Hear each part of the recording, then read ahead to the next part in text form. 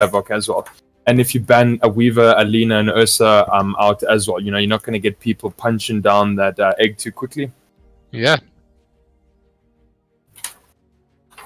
Interesting to see what Haze decide to ban. They are using quite a bit of time. Yeah, sometimes I find you really dig into your reserve time, and when you try and make that last pick and you've got like 3 seconds left, it's not cool.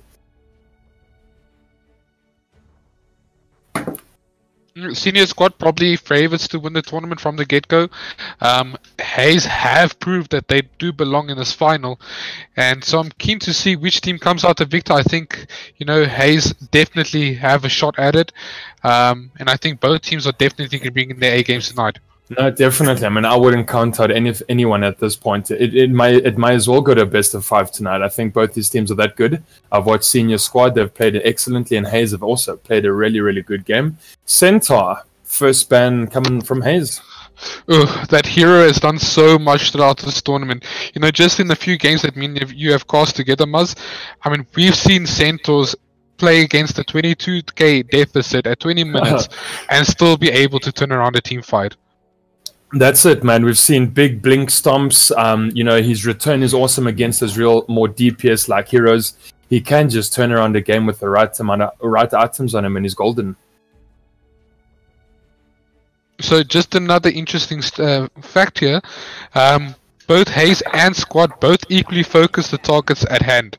Example, towers and map control. So both teams trying to avoid the team fights, trying to play more of an objective lineup.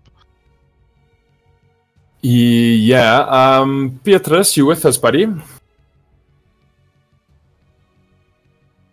Yes, I am indeed. All right. So, what do you think so far of what we got on the field, man? 10 seconds. Where's my if? Well, Cool. So far, we got the silencer ban yet again. So, I mean, this tournament of ours, Petrus, has had almost 100% silencer ban. yeah, they're going for big team fights. I know that both Senior Squad and Haze are very aggressive players or teams, and they really like to get in there as fast as possible. Yeah, got a tiny on the one side as well. Cancel. What's your viewpoint on a tiny? No, Tiny's generally been seen on that positivity role. Just the big thing about Tiny is that lane dominance, and that's exactly what I was discussing earlier. Senior Squad with that lane dominance, give them that hero, and it's pretty much a GG lane. Yeah, and he's a powerful ganker, good killing potential, and yeah, causes a bit of trouble, man. And the fact that he can throw a tree at you as well, that's not funny. I'm keen to see if Earthshaker is going to be banned. Keep to that 95% ban rate, and Silence have been banned as well, so definitely keeping to his 95% ban rate. Now, I mean, is Silencer so meta right now, or why do you think teams would not want to play against the Silencer? I think it's just the silence, that ulti, that global. It's so crazy. I've seen a lot of people, a lot of silencer players, they opt for the level 10 gold talent, and then as soon as they get that, they decide to rush a refresh orb. And once you get to level 25, you get a late game. You've got, I think it was 24 seconds of silence just between your two ults. Yeah. That silence determines how that team fight goes in the day. All right, so Petrus, we have one of the questions coming off our chat. Do you know when about our next tournament might be hosted? Yeah, definitely.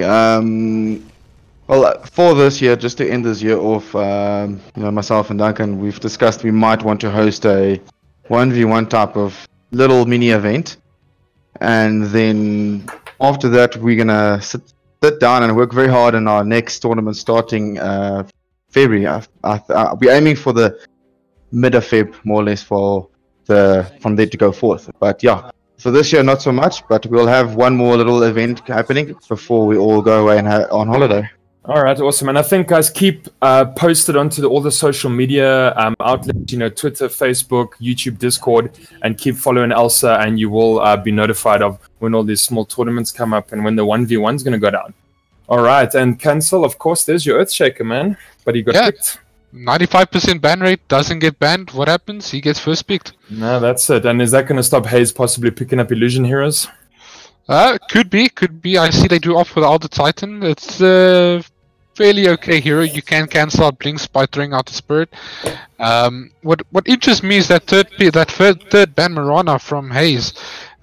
Interested to see what type of lineup they go for if they're deciding to ban that. Crystal Maiden will be a second pick for Haze. Right. Well, you know what? I like these two supports. We can assume that's going to be a position for Elder Titan. He's got his Astral Spirit. He's going to collect a lot of damage with it. You know, he's got a Stomp. He's got his Earth Shatter or Earth Splitter, which is amazing. But yeah, you know, CM keeping the mana regen high on his team. The Stun, you know, the Crystal Nova. All in all, good, solid supports, I think, here on the side of Haze. Yeah, those two heroes actually working pretty well hand in hand, Elder Titan and Crystal Maiden.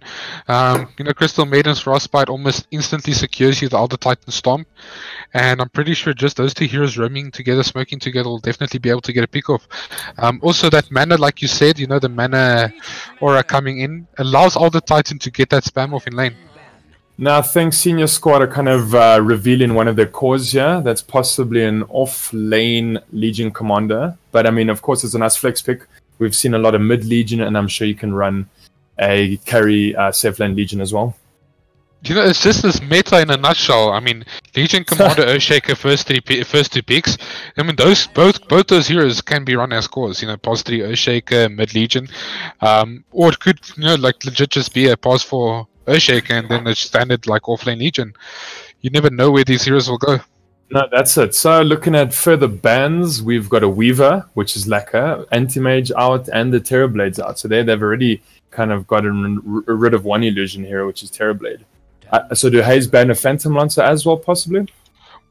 Maybe Haze banned the Phantom Lancer. They did pick up the Earthshaker, so Senior Squad will probably be more than happy to pick up the hero. Yeah. Also, well, I mean, the level 15 talent on Crystal Maiden, you know, gives a 14% mana cost loss reduction or makes for more spam. So definitely Elder Titan gonna be getting that spam off. You know, and it's such a nuisance of a spell against Legion Commander and the Earthshaker. Throwing that spirit at them, you know, cancelling out their blinks. This could be a big problem for Senior Squad. Oh, and Magnus picked up. But, you know, coming back to the CM, she could also opt just to take the gold, though. I think it's 150 gold per minute, which is a ton for a support. Yeah. You know, helps you finish off those items and really just gets you in place to have things like your Glimmer Cape and an ulti stick. I mean, really making it just a powerful support. So I think Haze might just opt for the Ember Spirit here, seeing as they did pick up the Magnus. I believe it's a pos for Elder Titan, pos 3 Magnus. Keen to see if what they pick up, you know, to take advantage of the Empower and to take advantage of the Cleave. I do think it's a pretty good pickup against the Earthshaker and the Legion Commander, seeing as both of those heroes are melee heroes. Winter Wyvern a pretty decent picker, you know. I've spoken the entire tournament about Winter Wyvern being the best pos 5, so I definitely like the hero. Oh, there we go, Monkey King. Yeah, you know, you've been bragging about this Winter Wyvern the whole entire tournament through, but she is awesome, has a great heal, great stun, great ulti. And you know what, the Magnus usually struggles with mana problems because of his high mana cost with spells, so CM's a great pick into a Magnus. He's got great team fight ability, and I think, you know, Empower on that Monkey King, and he's going to be a strong fellow. Yeah, definitely. I like the Monkey King pickup here. Really good against Legion Commander. As soon as Legion wants to duel him, he gets those stacks off on Jingu Mastery. Also, one of the few heroes, as soon as he gets up BKB, can actually man-fight into the Earthshaker, the Wyvern, and the Legion. Just wait to Wyvern's ulti, just so good at the moment, especially against the draft that Haze are running. Now, does that Jingu Mastery, if Wyvern had to say ulti that CM, does Jingu Mastery work? And will it affect the CM or his own teammates? I'm actually not sure if he gets the stacks off. I believe he doesn't. Yeah, what if he had 3 stacks prior to the ulti and then it went off? No, I don't think he gets another stack. No, but those 3 stacks would he would have all the stats from it? Yeah, he'd have the yeah. Okay, so yeah, it doesn't push it off. Okay, so some clever plays from Senior Squad, and maybe they can catch Monkey having a couple stacks on his Jingu Mastery. There's a Juggernaut been picked up, which is a great such a good hero against Monkey King. It's so good. You know, Monkey King's that hero that wants to, you know, get in your face, start hitting you, get up that Jingu Mastery stacks, and then Juggernaut's just gonna wait until he gets that 3rd hit. As soon as he gets the 3rd hit off, Juggernaut's gonna ulti and he's gonna get the kill. Or, I mean, he even will do something like Blade Fury away just to annoy the Monkey King. Yeah. Also, Winter Wyvern and Juggernaut, I think, have a really good win rate together. Winter Wyvern at a 49% win rate in this current meta. Not a bad number. Also, we see the Terrorblade and Bloodseeker second phase bans from Haze. Those two heroes alone have been sitting at a 70% ban rate on second phase this tournament. Yeah, no, it's huge. And no one likes to play against an Anti-Mage or a Bloodseeker. Bloodseeker did come out, who was played as an offlane hero in this tournament. Very effective, though. Right, Sniper, the last ban for Haze. Right, so obviously looking to stop mid picks, I think. Yeah, to see what they decide to pick up. Decide to ban the Sniper. I wonder what they're going to pick up on the mid lane. So, are we assuming this Legion Commander is going to go off lane then, and then Senior Squad is still looking for a mid? Yeah. I think so. Interested to see how the Legion Commander Earthshaker lane is going to work out. I think what you do is you keep Earthshaker in the bushes, try and block him off, try and block hero off with Fissure, and then get Legion to just do as much damage as you can to him. And do you like the double million lane? You know, Earthshaker's not really going to be poking from the backgrounds. You know what I usually see teams do is they pick up a Ursa instead of the Legion. And then what you do is you get like a few hits with the Ursa. Your Fissure, like a random Fissure comes out of nowhere, blocks the hero, and then Ursa's usually able to kill the hero. No, that's it. Alright, so we got a last pick Storm Spirit from Senior Squad, so that is their mid hero. I like the Storm pick here. I don't think Haze may have much to deal with it. If Magnus times it right, he can try and get the RPs off, and they do have the lockdown then to follow up. But otherwise, I think Storm Spirit's going to do pretty well this game. Kind of how much lockdown do we have on the side of Haze? I mean, there's a CM stun, and then what? Maybe if the monkey gets his off. So yeah, the monkey's it's a weird ability, the Q. You know, it's not much of a stun, but it does do that like minor bash. Yeah, so I suppose that Storm's going to be quite fine for most of the match, unless depends on what this last pick has to offer. Maybe some Syrian change come out. Yeah, big thing I think for Haze right now is just making sure that they get that Alder Titan combo off. If they're able to get the stomp off an Alder Titan, teamfight goes a lot better for them. Yeah. Alright guys, so we're running a poll on our Twitch. I love it. I love it. What?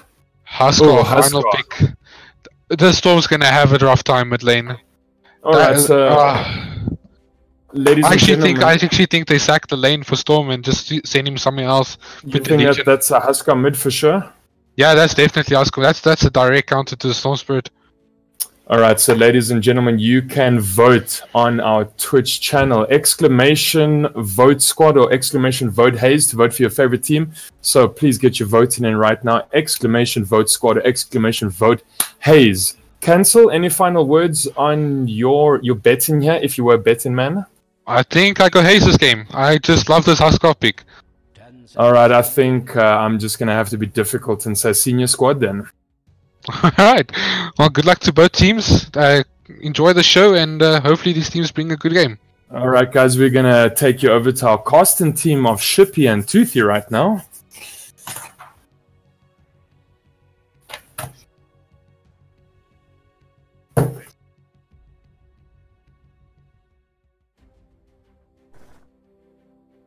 Right, so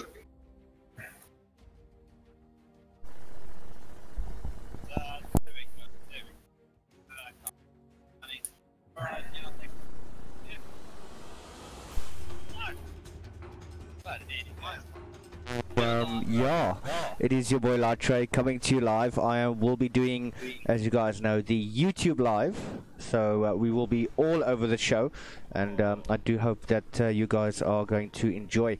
Just very quick shout outs to some of the new subscribers: John La Reserve, hope I'm pronouncing that correctly, John Shaw Drake, Luke Griffin, and of course Nathan Long. Thank you very much for supporting us, and I do hope that you enjoy the games. So yeah, let's get into the games very quickly. We're going to look at Juggernaut, who is going to be played by Uncle Fook. Then we've got Legion Commander being played by Penis. We've got Winter Wyvern being played by Big Nigma. Finally, we've got the Storm Spirit by Blackout Maniac. And then, last but not least, we've got IR NVU going to be played on the Earthshaker. On the opposite end of the map, though, we do have Muse. He is going to be played, or is going to be the Monkey King. Husker is going to be played by Archangel. Then we've got the Elder Titan by Equinox. We've got the Godfather on the Magnus, and last but not least, Crossfire on the Crystal Maiden, which is already starting the harassment at the top lane. And it's going to be an awesome game. But no, wait, what's happening here? We've got Muse, Monkey King coming in. Does seem that he wants to fight it out a bit, but more of harassment. Equinox does come in, talks a bit of sense into him, says you better back up. They've got the Winter Wyvern there. He is going to be able to heal up.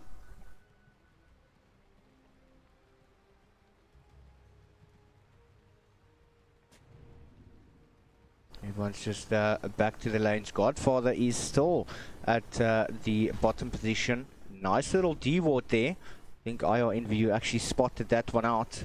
Very, very nicely D-warded there. We've got the Husker going up against the Storm Spirits in the mid lane. And can't wait to see how this is going to pan out for the boys. So it does seem that both these teams are going to be quite aggressive. Godfather is there, has scaled up that shockwave. Equinox does have the Echo Stomp. Got a beautiful little Visual coming out there from IR NVU. Equinox, he's in a bit of trouble. He's possibly going to actually go down. He's been blocked in. That's your first blood going to Uncle Fook, doing exceptionally well. And very, very nicely played. They quickly turned that one around. But Crossfire now, he's in a bit of trouble. Pinnis giving chase, but has to turn around, forced by Muse to go back. In the mid lane though, Blackout doing his thing. Archangel just doing so much damage. That fire is definitely eating away at him. That Visual at the bot lane. Equinox has to be very careful in regards to his positioning. Godfather unfortunately was not able to assist him. Yeah, unfortunately he did go down. At the Juggernaut actually manages to spin, but he does chase down Equinox. Does give up the chase. Godfather is still there. Has got that skewer available. But nice little blade dance coming out. Yeah, the Blade Fury.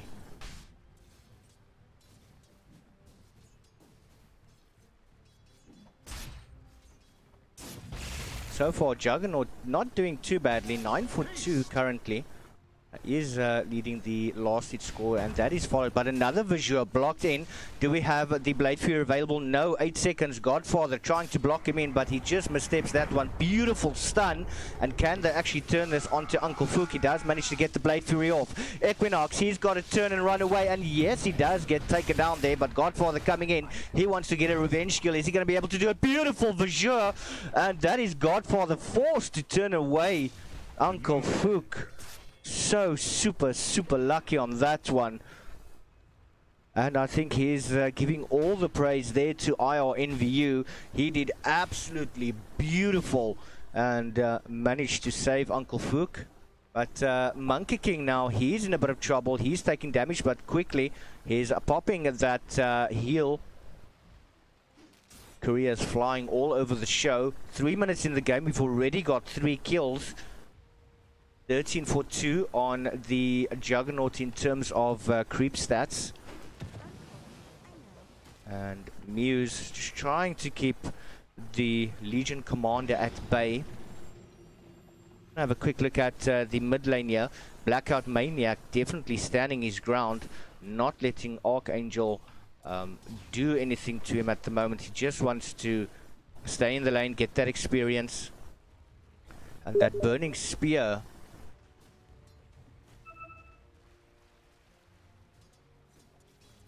doing quite a bit of damage there.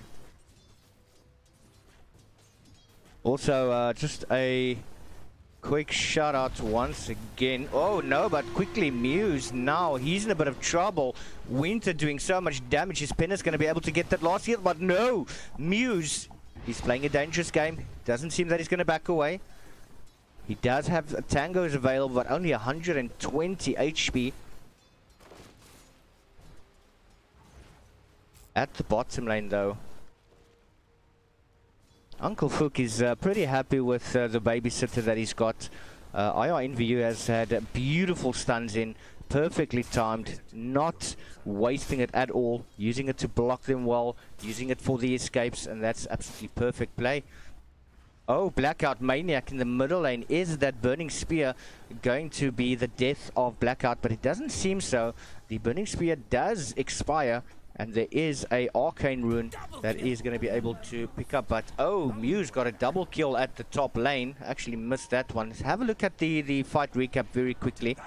Quite a bit of damage done, 1.4k, as well as the gold exchange. He's going to be very happy with that one. Legion Commander did try and get him down with that overwhelming odds.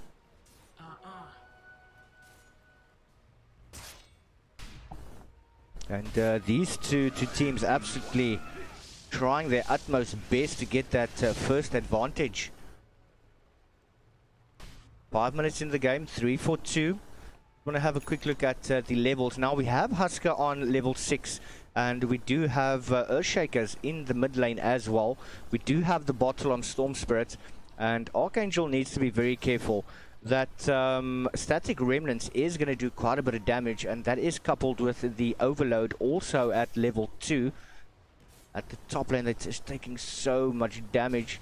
Archangel is going to have to pick his spots. Oh no, Uncle Fook! Is he going to be able to juke his way out of that one? We do. Have you got the shockwave available? No, 3 seconds actually. Uncle Fook, super lucky this game. Doing very well to stay alive. Muse is taking so much harassment. Penna says no, he's going to want to try and chase it down. And Muse just luckily escaping that Splinter Blast. Does manage to pop that healing salve. At the bot lane, Godfather and Equinox, they are pushing that lane quite aggressively. Trying to get that advantage there. In the mid lane though, we do have Blackouts, but he's going to just quickly run to the base. Godfather, he's in a bit of trouble there. We don't have the Blade Fury, but oh no, Blade. Oh, Juggernaut. Quick little jump in coming in there from Blackout Mania. He does a beautiful slow onto Equinox. Uncle Fook is in a position. Oh, and the ulti coming out. And that's the Omni Slash doing its thing. Beautiful kill. Blackout Mania still managing to get the kill, but now Pennis, he's in a bit of trouble there. IRNVU coming in, just quickly forcing them to back away. And Pennis doing very well to stay alive. Uncle Fook, he's only got the 2 tangos as well as the magic stick available. So he's got to be very careful there. Oh, beautiful little stun coming out from Muse, just using that Boundless Strike.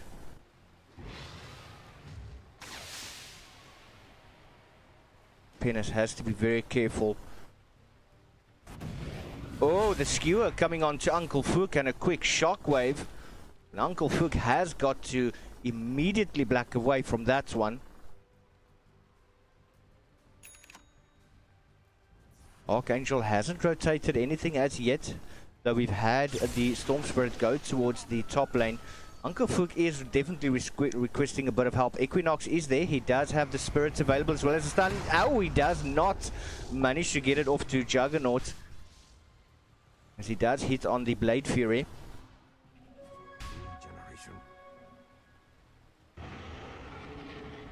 Muse does jump onto the trees.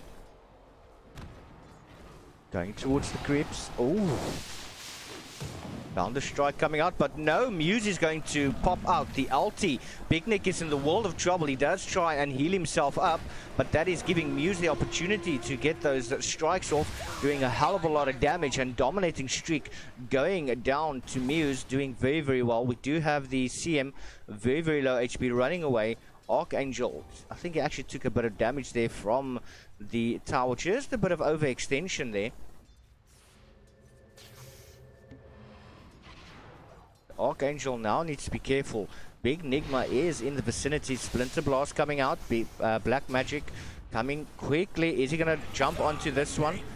Archangel jumping onto Big Nigma, but he is going to fall down. Beautiful stun coming in from IRNVU, and the Earthshaker ensuring that Big Nigma survives, and he does do very well to do so. Just a very quick stack here at the top lane. Shockwave coming up to Uncle Fook. He does have the Blade Fury available. Is he going to be able to use it? Skewer does come out. Very quick Blade Fury. Equinox still giving chase. Popping down the Spirit. And yes, they managed to get it down. And the dominating streak is taken away by the Godfather. They fought hard to get that one. Took them about almost 10 minutes to get it. And they will be very, very happy with themselves. Yes. Well, there's a bit of a pause here. Do want to thank Thuggle Bunny as well as Sean Marshall for joining us live as well. Do appreciate the support. Uncle Fook back to the bottom lane. He's not doing too badly. He's almost got 2k gold net worth.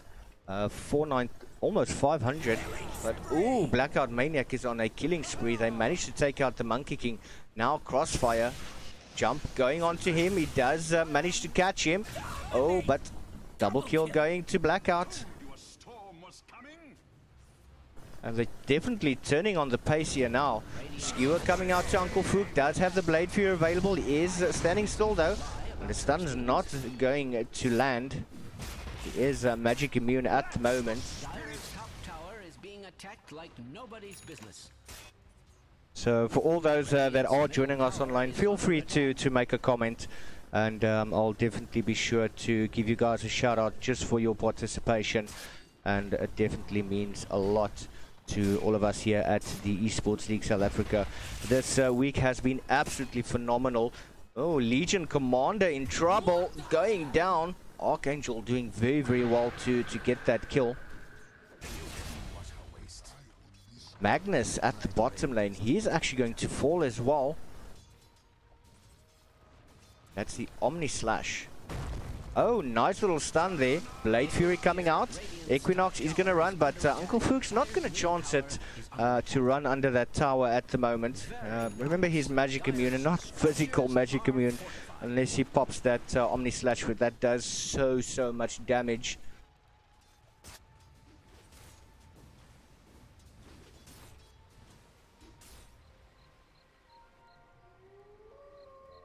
Blackout, he does have the power treads available. Another stun going up onto Equinox, but that jump in mega kill going on. The Storm Spirit is doing exceptionally well, and that's one of the dangers of actually playing against this hero. Once he starts snowballing, it's exceptionally difficult to actually get away from him, and he easily manages to get in and out of those fights. Not an easy hero to play against. Splinter Blast coming out. Another jump in coming from the Storm Spirit, and the ES Vizure still there. No chance of even trying to ulti. Nothing is helping this poor Husker at the moment.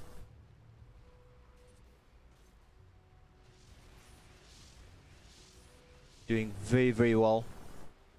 Do have Pinus though. He does have the power treads as well as the Ring of Aquila. Crossfire, I would assume, is working his way towards that Glimmercate, and possibly would even maybe consider going for a blink if the gold actually allows that to happen. Radiant's bottom tower is under attack. Monkey King giving chase to Big Nigma, trying to heal himself up, but that's a cold embrace. Oh, they actually turned it. Beautiful engagement. Crossfire, he's now in a world of trouble there. Archangel, is he going to want to jump in? Another little deal coming out. Just look at the menace. Now Penis, he's in trouble. He did manage to win the deal, but the cold embrace coming out, and the Winter's Curse as well. Archangel smacking onto Godfather, but Big Nigma is not going to escape this one. He is going to go down. Double kill going down to Equinox, and Storm Spirit now coming back into the fight. He does have the jump available. Yes, they decide to go onto Archangel. Is he going to be able to pull him back? No, it does manage to get the slow, but a beautiful block coming out from Uncle Fook. Godfather coming in with a shockwave, but he's not going to be able to do that. And they're sending Godfather and Equinox running with their tails between their legs.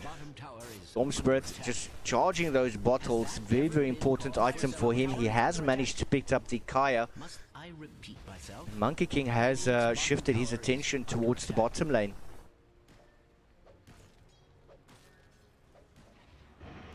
Do have IR NVU coming in. Beautiful little stun. Big Nigma is there, trying to take down Muse, but just a very, very quick love tap, and he's going to turn around and run away. Storm Spirit continuously picking up those runes, filling that bottle, but we've got a 3-man or a 2-man rotation coming towards bot. Monkey King sitting on the sideline. Earthshaker, he might find himself in a difficult position. That's the ulti coming out as he tries to pick up the bounty rune. They're giving him absolute hell. And he does manage to actually get away. Storm Spirit jumping in as well. Unfortunately, Aldertite did manage to fall. Storm Spirit now as well has gone down. And that's a 9-kill streak. 781 gold going to Muse. And he's going to be very, very happy with that one. 2k damage versus the 1.4k. Benner should be able to make easy work of the Crystal Maiden. And Lee Wood, who's also just joined us online, thank you very, very much. We do have the engagement that Blade Fury trying to keep Juggernaut alive. That's the Vizua Winter's Curse coming out. Magnus is going to be betrayed by the Husker. He does get slowed up, but Big Nigma has to be very careful. But Storm Spirit jumping in right under the tower. And is Husker going to be able to do anything here? That's whoa, ulti coming in from Earthshaker. Monkey King is going to fall. Crystal Maiden. Wow. Wow, wow, wow. Beautiful plays coming out. And let's just look at this fight recap. Phenomenal. 6.7k damage versus 3.1. That's more than double damage. And that's a 4-man team slay. Dire's middle tower is under an extraordinary amount of stress. Senior squad doing absolutely brilliant. Earthshaker just going down to heal. And I think both these teams have actually done feeling each other out. They know that if this game goes extremely late, Senior Squad has a very, very good chance of actually taking this game. And it does put Haze on the back foot. I have no reason to lie about such Just look at this warding though at the top lane. There is so much vision there. It's just not funny. They can't turn in any direction without being spotted out.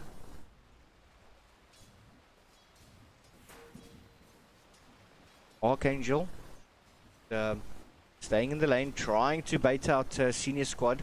Equinox sitting there, but he is scouted out. Beautiful little ward right there. Crossfire coming in. Nice little pull going there. Didn't get all the creeps though. Vizua coming out from the Earthshaker. And now we've got all of the Haze team at the top lane. Archangel's there, the skewer, as well as the reverse polarity. And just continuously popping that in power onto Archangel. D-Ward coming out there from Crossfire. Does manage to get it. Monkey King is also there. Winter Wyvern needs to be very, very careful here. There are so many heroes. Splinter Blast coming out, just trying to keep them away from the tower. We haven't had that much rotations. Storm as well as Juggernaut sitting in the bot and mid lane. We only have the Legion Commander as well as the Earthshaker that's sitting quite far back. Nice little ward just being popped down there. And I don't think anyone actually spotted that one out. I highly doubt that. Monkey King going on to the Storm Spirit. He does try to jump away, but he's not going to be able to do that. He does fall. Splinter Blast, Vizua coming out. Godfather is sitting there. Penis, beautiful turn around from that slow. The skewer does miss. Not what they wanted. Pennis jumping in. Beautiful deal coming out. Crossfire is there. Popping the ulti. And that is Magnus as well as... who's going to go down? Who's going to go down? Legion Commander. As well as the Winter Wyvern. Crossfire. He's in a bit of trouble there. Omni Slash going up onto the Elder Titan. And a Crystal Maiden. Oh! Not going to get away. Storm Spirit is going to catch him right there. Once again, another 4-man wipe. We do have a buyback coming in from the Storm Spirit, though. His damages just keep climbing. Radiant's bottom tower is being subjected to extreme violence. Looking at that current gold, 2.3 and 2.2 of the Monkey King as well as the Earthshaker, respectively. Tower is under attack.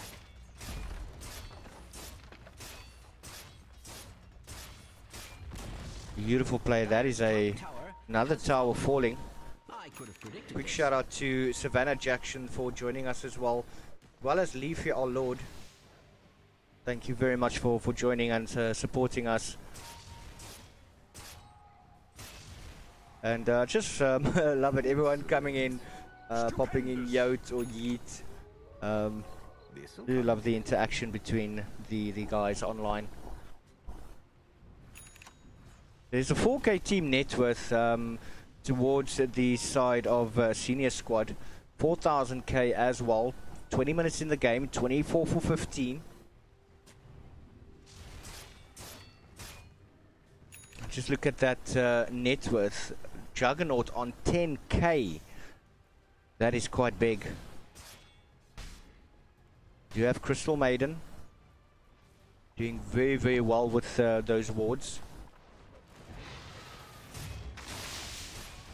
Splinter Blast. This could be a big fight coming up here.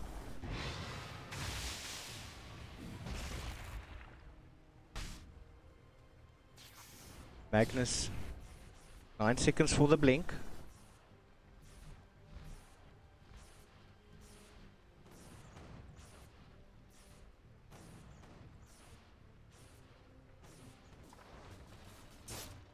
Uncle Fook at the bot lane.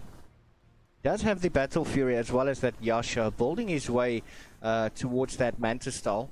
Going to be a big item there for him. Earthshaker does have a blink as well. And then on the Winter Wyvern we've got a 4-staff. Dire's bottom tower is under attack. Fook has focused his attention to that tower, but now we've got Husker actually trying to stop the push. Dire's bottom tower has fallen. Rotations coming out. Not sure which one of them are actually going to decide to engage first. We do have Muse, he does have the Shadow Blade, he's trying to scout out where the rest of senior squad is, but he might be actually found out here. He does jump onto the tree line and quickly escaping to the safety of his teammates, but Blackout jumping in does want to go onto Muse. Beautiful little stun coming out from Equinox. That's the Echo Slam, 3-man.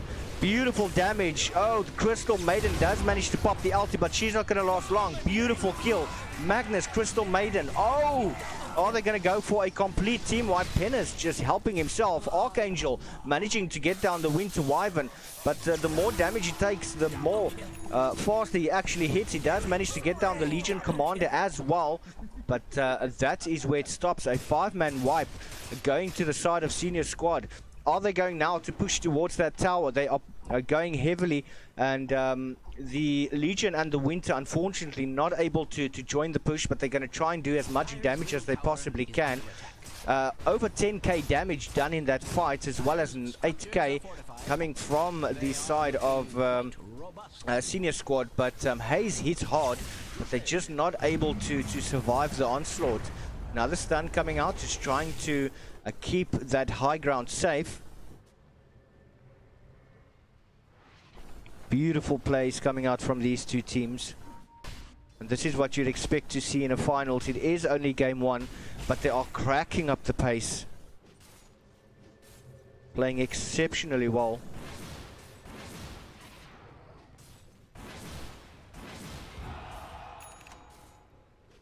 Just getting that much needed farm.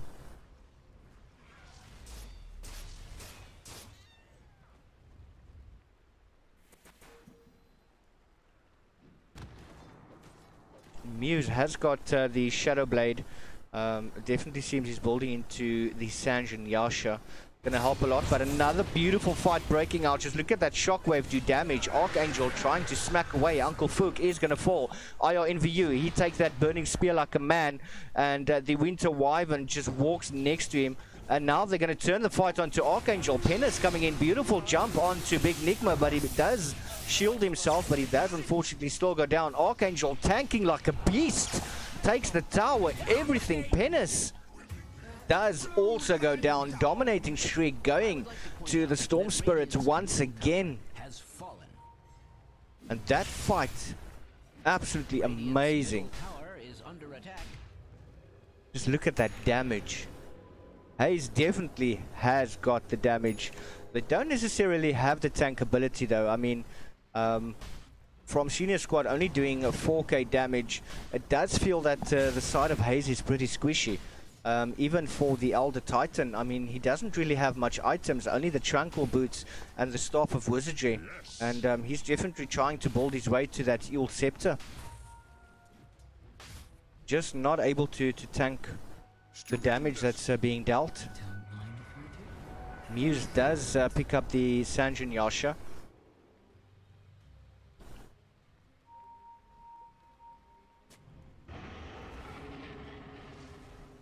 And Big Nigma just denying that regen rune. Bit sneaky, but that's okay. Big jumping coming in from Storm. Pennis is there. The duel coming out. Vajur ulti from Crossfire. Nice little stun coming out. Earth Split. That is going to be... Oh, Pennis is going to go down. Uncle Fook trying to smack away, does get the Omni Slash off, and they just staying together, not leaving out, but the Vajur coming out. That's Crystal Maiden going to fall. Uncle Fook, he is in trouble, does get the Burning Spear smack in the face, and this changes things quite a bit. Now the team net worth has gone in the favor of Haze. Look at that damage now being dealt. 26 minutes, 33 to 25, and for the first time that is a team net worth going in the favor of Haze.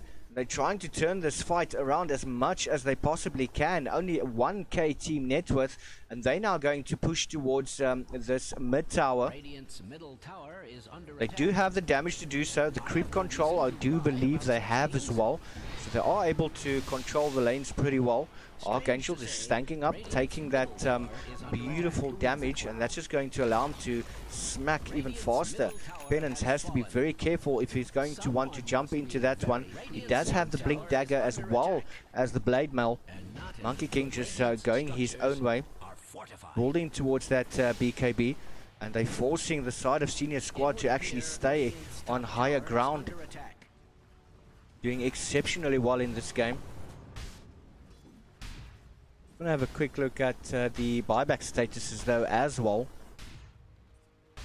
It does feel that the side of Haze have now finally found their feet, and they've got freedom of movement on the map, and they're doing very, very well. Both teams are on opposite ends of the map. Uncle Fook does have the Mantis style up, building his way towards that Skull Basher.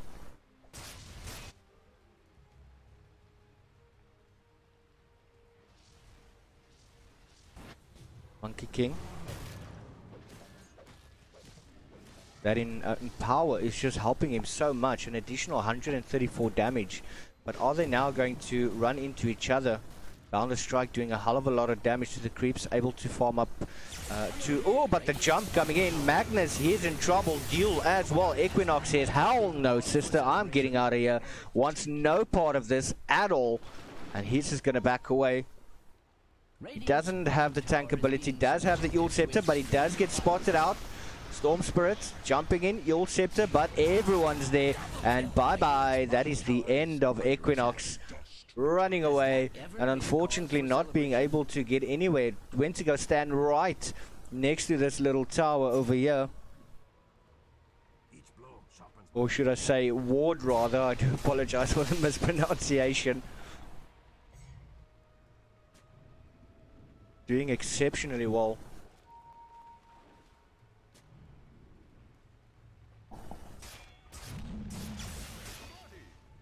Crossfire. Oh, not the place to be. Uncle Fook running in. Blade Fury coming out. Archangel is trying to assist. Beautiful little ulti coming out from Muse. Big Nigma, he is in trouble. He does manage to pop down the Winter's Curse. Now Pennis, he's taking a world of beating. Godfather is there. Doesn't have the skewer available. Does try to do as much damage as he possibly can. Archangel does try to jump, but the Eel Scepter coming out. NVU trying to smack away at 2 Euros, but he is going to go down. And the Legion Commander is now going to run to safety and just TP back to a shrine. Actually thought he was going to go to base. Godfather now. Oh, they should be able to get this tower down quite comfortably. The two of them do so much damage to creep waves. Well, it seems that Radiant's top tower Antistal just pushing up. He's going to try and get the farm from the opposite end of the map. This will do nice bounty, which my matriarch will prize.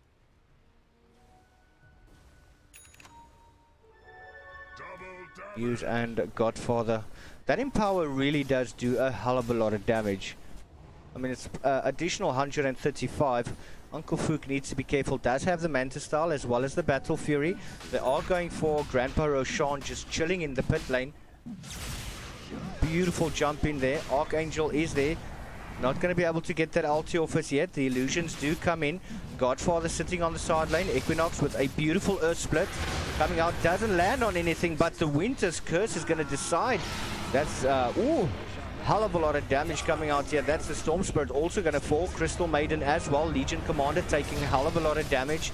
He is going to fall in that engagement. Beautiful ulti coming out. Uncle Fook trying to get something right. He does manage to get down Muse, but the fight still continues. Big Nigma is not going to be able to survive the onslaught. Triple kill going there to Archangel, and what a team fight. I can't wait to see this. 16,000 damage coming out from Haze. The gold exchange quite big. I mean 17 to 1,700, and I think the tides have turned.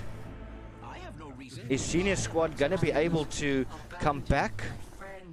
We do have the buybacks now being forced out.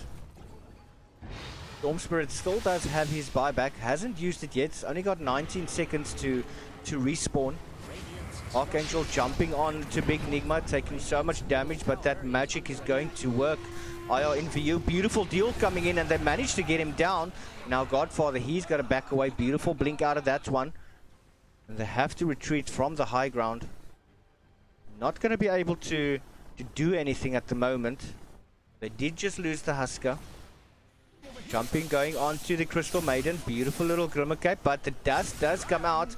And that is going to be the end of the Storm Spirit. No whining now.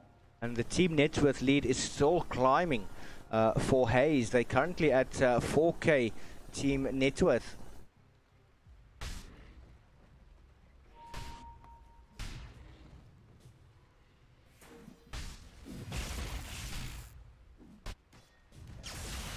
And just a bit of a scribble on the minimap, just to say hi to the viewers.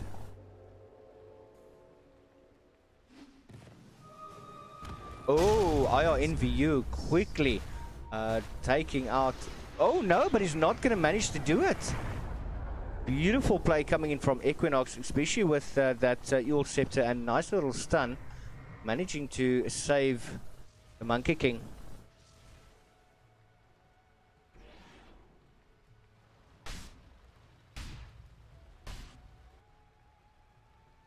To have a quick look at the items, and Juggernaut building his way towards that butterfly. Legion Commander has got the Blade Mail, the blink. Oh, looking to do so much damage. Winter Wyvern has also got his Gimmer Cape up. Storm Spirit has got the Orchid as well as the Kaya. Earthshaker with the Force Staff as well as the blink. Monkey King. Oh, he's got that BKB, and he is going to want to bolt into that Eye of Skadi. Asuka. Ooh, look at that items. He's got the Heaven's Halberd as well. Elder Titan still sitting with that ill scepter. It does have 3.4k gold. He hasn't really decided if he wants to build onto that. Crystal Maiden trying to build his way into that 4-staff as well. Quick shout out there to Spencer Mills, also just joined us online. Visibility.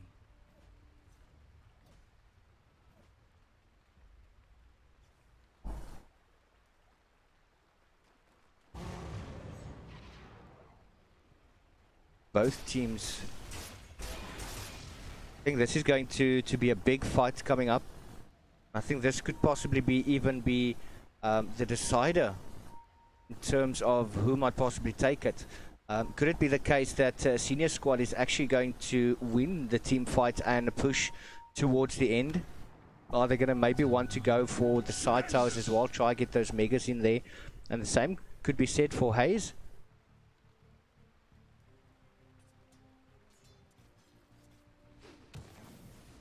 Still very, very undecided.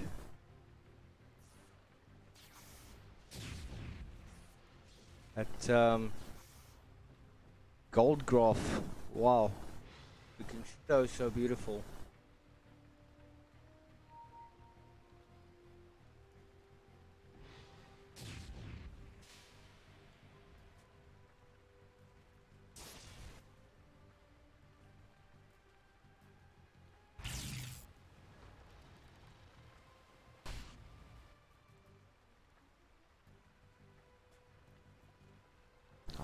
Nothing really happening at the moment. Asuka's got that satanic. So he's going to want to try and fight it out as much as possible, but oh no, Godfather actually managing to survive the Storm Spirit.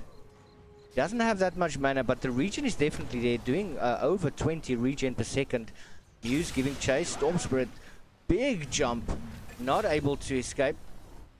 Is actually, yeah, he actually managed to TP out. Dire's bottom tower has fallen. If that's the proper term for it. But at the bottom lane, Asuka actually did go down as well, and now the onslaught is starting towards those towers. Muse is there, he does have the LT available. Big Nigma sitting at the back, waiting to get that Winter's Curse off. Muse jumping in with his LT, beautiful stun coming in from Elder Titan. Earthshaker, quick on that 4-staff, and the Glimmer Cape as well from the Winter Wyvern. And big welcome to Rob McConnell, also joining us online. I do have to say that the interaction from the viewers online is absolutely brilliant. I love seeing the guys leaving a comment, and it's absolutely beautiful to see that the interest from the community to support events like this is absolutely phenomenal. And this event obviously could not have been made possible without the help of Esports League South Africa, who will be going officially live in the new year. And I think this is basically just some sort of exhibition in terms of what it is that they try to bring to you guys. And yeah, thank you once again for the support. It's absolutely amazing. You've got no idea how good it feels to do something that is so worthwhile. But yeah, we are getting back into the action. It does seem that they are trying to build up into a team fight now. I don't seem to see any smoke on any of the heroes. Just clearing up the forest of Haze.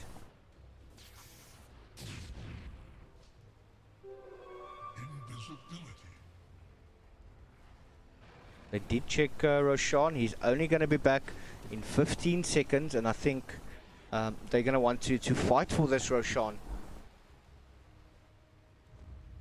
Beautiful smoke up now, and now they're going to start looking for Haze. Crystal Maiden might run into that one. They have seen him. They know exactly where he is, but they're going to try and avoid any sort of wards out there. Crossfire, he's going to find himself in a bad position. Beautiful blink, the duel doesn't come out, so that's Glimmer Cape, but no, oh, that damage. Winter's Curse coming out as well as the Echo Slam, but I think the Echo Slam was wasted. That Winter's Curse was still active. and Legion Commander as well as Storm. But oh, look at them turn this fight. Blackout has to turn and run away. Absolutely beautiful. And to a certain extent, I think Haze was ready for that. That reverse polarity came out so quick. And Storm Spirit says not gonna deal with that at the moment. They're gonna want to push the towers. They have to wait for the creeps though. Should easily be able to deal with this. Top tower is under attack. Huska's got an additional 205, but a jump in coming from Storm Spirit. Top tower is under attack. He's just going to get back to Radiant's top tower base. has fallen. Surely that was intentional? They are rotating towards the mid position. Grandpa Roshan will spawn in 40 seconds. They are waiting for that. They're going to want to take this.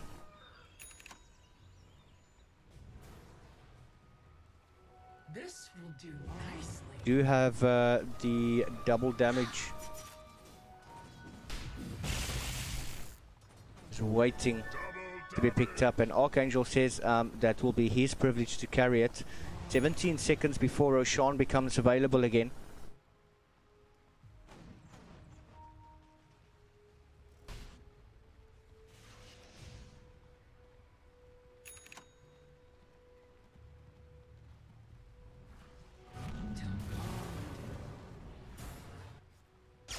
It's going to possibly become the battle for Roshan. They're not leaving this particular area yet. They want to stay there. They want to be able to see if anyone is going to enter the Roshan pit.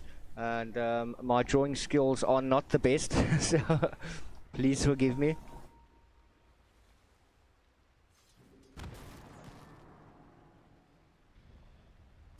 Godfather is just roaming past Roshan, trying to have a look and see when they're actually going to go in there, because I think that is exactly what they want.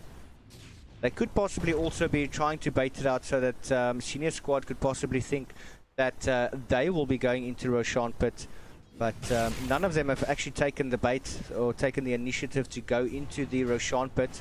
Equinox, Crossfire, Muse, all towards the bottom side. We do have Legion farming those creeps. Does have the Desolator available now as well.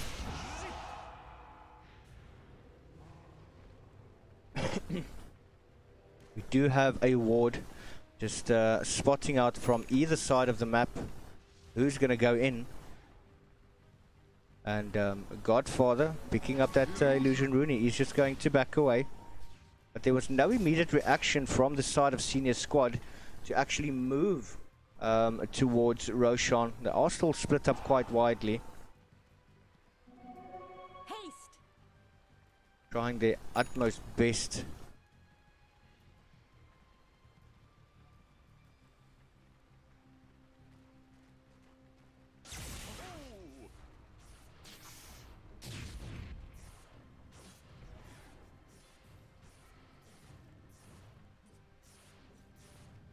Trying to farm up those last bit of items. Uncle Fook almost has, well, he basically should have his butterfly done as well. That is an exceptionally dangerous juggernaut.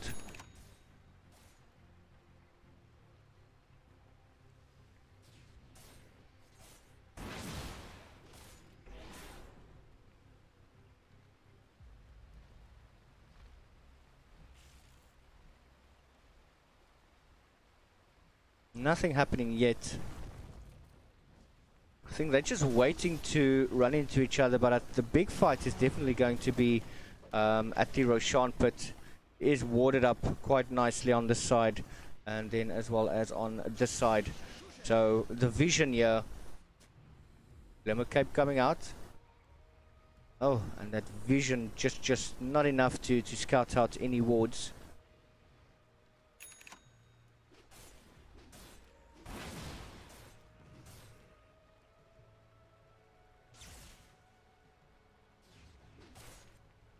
There is a invisibility. Juggernaut just sending those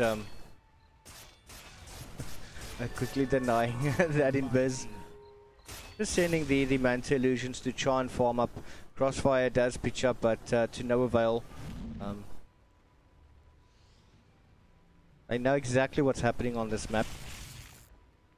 Nobody wants to give in. Nice little Vajur coming out.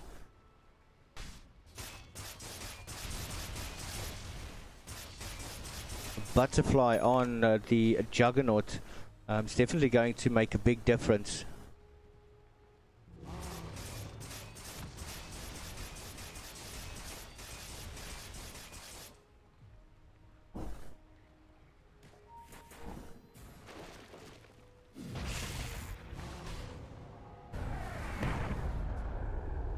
Stupendous tribute. Right. And yeah, just a quick message coming in from Wesley is that obviously if you guys have any questions for the Ultra team, please feel free to let them know, and they will pass it over to the panel team so they can discuss it and just clarify some things for you guys.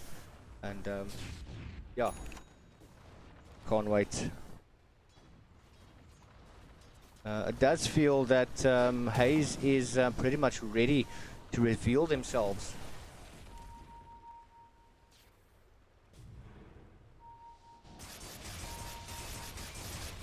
The Juggernaut just keeps sending in the illusions, getting that farm, trying to clear, and ensuring that Haze is not going to be able to farm any of the jungle. But still they split up far and wide.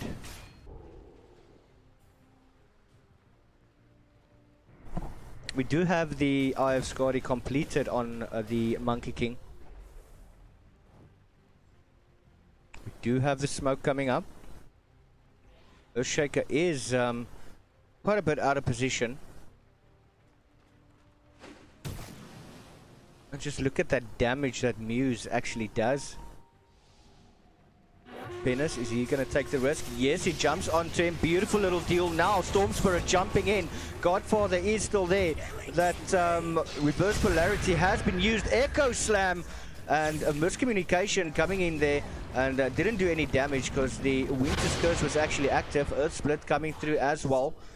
Nice little jump. Muse getting a nice little ulti off IR NVU as well as Winter Wyvern in the world of trouble. IR NVU is going to go down. Dominating streak going there to Muse and Winter Wyvern as well. Jumping there, coming in from Blackout Mania.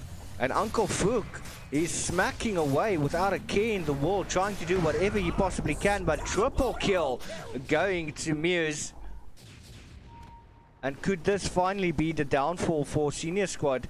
They still ahead of their creeps. They are only now joining them into the mid lane. Storm Spirit is still there. He doesn't have that much mana available, and it is going to become an issue. Creeps are still on their way. They're still ahead of the creeps. And that was a beautiful fight on that side. Jumping coming from Storm Spirit. And he's just going to quickly jump back. But now Grandpa Roshan chilling in the Roshan pit. He's going to start getting a hell of a beating from the Monkey King being played by Muse. Doing exceptionally well there. Equinox just standing in the mid lane. He says, no, I also want a bit of that. And getting that... ooh, but Black Magic coming in. Actually thinks he wanted to steal the Aegis of the Immortal, but the deal, Crossfire coming in with an ulti. Penis now trying to smack against the Muse, but he is going to fall. Double kill going to him, as well as the Storm Spirit that's going to fall. Triple kill. Oh, this is not what they wanted. Senior Squad is falling apart slowly but surely, and things are going awry for them. Muse does manage to pick up that Aegis of Immortal, and that is 3 euros for the side of Haze against only the Winter Wyvern from the side of Senior Squad. Now they're pushing with those creeps. Beautiful little boundless strike. That's just hitting up those creeps one shot. We do have a buyback coming in from the Elder Titan. Wasn't really necessary, but Juggernaut's running into that one. He does, I think it's been silenced up, but the Manta Star coming out does jump, and that is the miscommunication. Oh no! Fook is not going to be happy with that one, but the deal still managing to come out. Husker is doing a hell of a lot of damage. Everyone is there. Earthshaker has fallen in that engagement. Buyback coming in from the Storm Spirit, and everything is just going completely awry. They're trying to smack him out, and that is going to be Winter Wyvern quickly buys back. Juggernaut is still there. The miscommunication in between himself and the Winter Wyvern, getting that Winter's Curse off, completely nullified the Omni Slashes, and nothing absolutely happened. Nice little stun coming in, but that misses absolutely everyone. Splinter's Blast coming through as well. Juggernaut running around like a crazy thing, trying to get into the battle. But unfortunately, they were not able to defend that high ground that well. And they did pay the price for it. And Haze is just going to back away, reset their strategy, and possibly push now down towards the mid lane. They are in position to do so. And now just trying to get those shrines down. Doing absolutely brilliantly in this game. 17,000 team net worth lead. 50 minutes into this game, 44 for 46. They've finally taken the lead count in terms of the kills, and everything is just coming together for them. The only downfall that I do see for the side of Senior Squad is definitely the miscommunication between the Winter Wyvern as well as the Juggernaut, and that is causing issues. There's been a good couple of occasions where the ultis have been used, and unfortunately the Winter's Curse has let them down. Maniac getting a beating there, but the duel coming out once again, and oh, so much damage. Ulti as well. That is the Legion Commander that's actually going to fall in this engagement, and beautifully played there by them. Like to have a look and see the damage done. Not that much in terms of the earlier games that they've done. Are pushing up towards that top tower. Just switching their lanes up. I thought they were going to go bot, but no, they decide they want to go towards the top lane. Just looking at that net worth, 32,000 net worth for the Monkey King, and these two teams are coining it in terms of their farming ability, their team fights, and yeah. But it could also come down to one team fight, could change the game. Many a times you see teams leading, doing very well. Storm Spirit just jumping in there, but he is going to get back. Oh, but the jump coming in from Archangel going on to Big Nigma. This puts him in a bad situation. He does get the Omni Slash off, and Archangel is going to fall. Beautiful little stun coming in there from Equinox, just standing there, not following up on that one. Earth Split, I do think, is still available. Yes, it is. Does get visured up. Splinter Blast coming out. Very quick Eul Scepter. Muse decides no, he's going to want to fight this one out. Does manage to go back. At Boundless Strike, just managing to get the creeps down.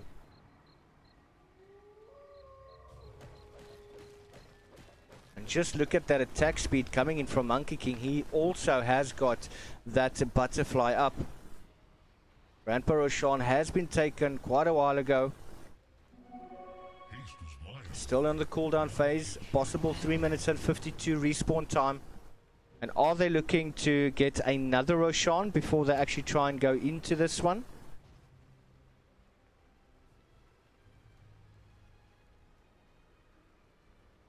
Crossfire has got the Agnum Scepter up.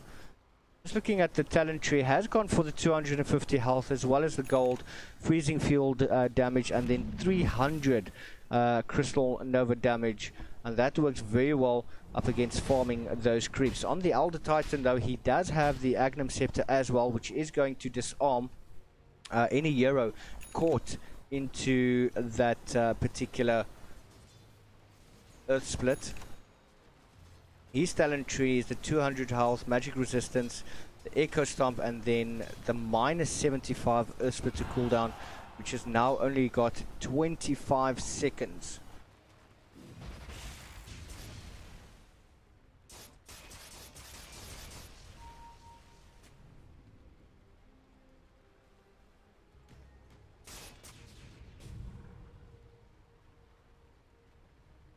Big Nick as well, he's got the Heaven's Halberd up.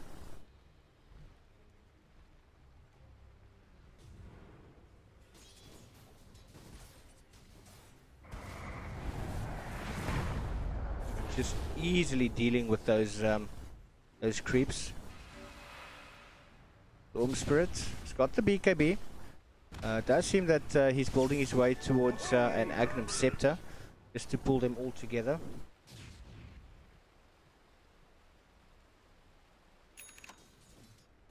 Doing very, very well here.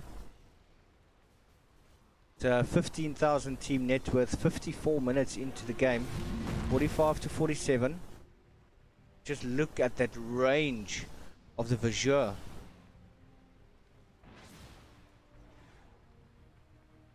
Just having a quick look, 400 additional range, 250 mana, 7 armor.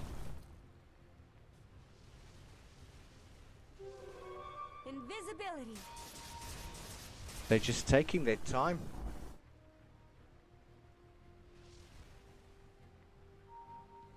Still waiting for Grandpa Roshan to respawn. He may respawn in 1 minute and 20 seconds. Crystal Maiden needs to be very careful. Does have that invis rune. Just scouting out if there's any sort of wards in the mid lane.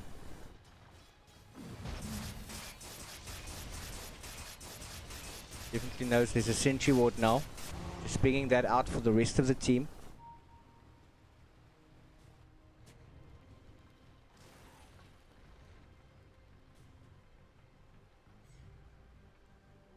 This'll come in handy. This Juggernaut is so farmed up. Has picked up the Monkey King bar as well as the Abyssal Blade. A hell of a lot of damage coming out from him.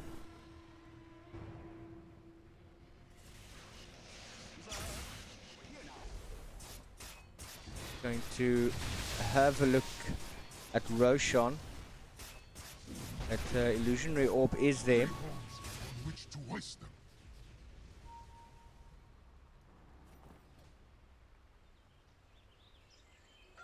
I'll take that as tribute. And wards out. He's in the observer ward that does scout them out.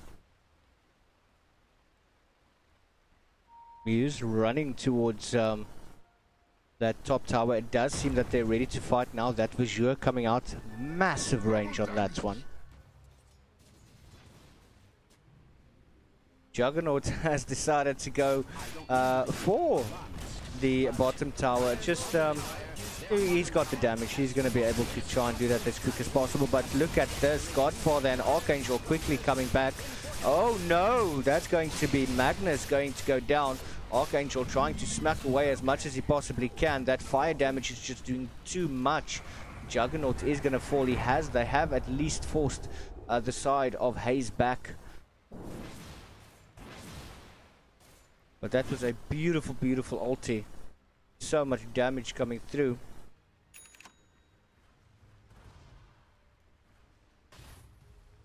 And this once again does put Haze on the back foot. It's pretty difficult to determine which of these two teams is actually going to take game number 1.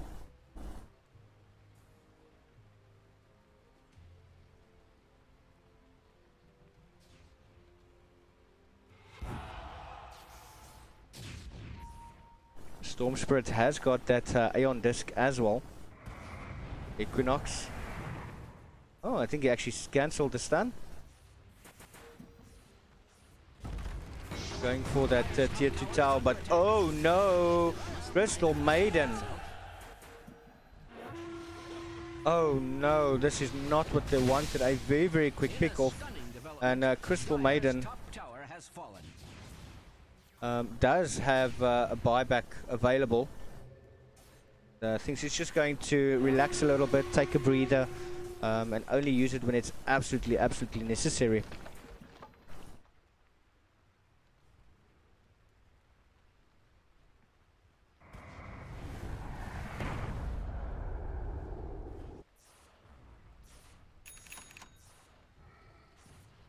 Everything has pretty much calmed down at the moment. We do have buybacks on all of the heroes with exception of the Legion Commander. But just look at this whopping net worth total for Monkey King. 34, almost 35k. That is huge. Does have the assault cuirass as well, and the boots of travel, so he's going to run pretty quick. IR NVU is there, does have the Echo Slam available as well as the Aeon Disc. They are going to look to go to Grandpa Roshan.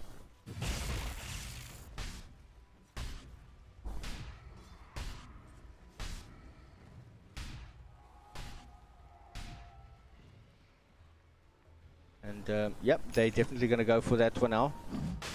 At fire damage going on to Roshan at the moment. It is definitely going to start stacking up. Storm Spirit in the vicinity.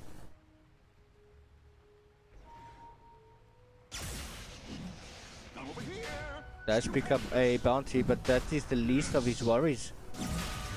Does jump into the Roshan pit. I think he tried to steal the rune, but just too soon. But another jump in, and he's going to get back out. Doesn't have that much mana available, but Juggernaut is nearby.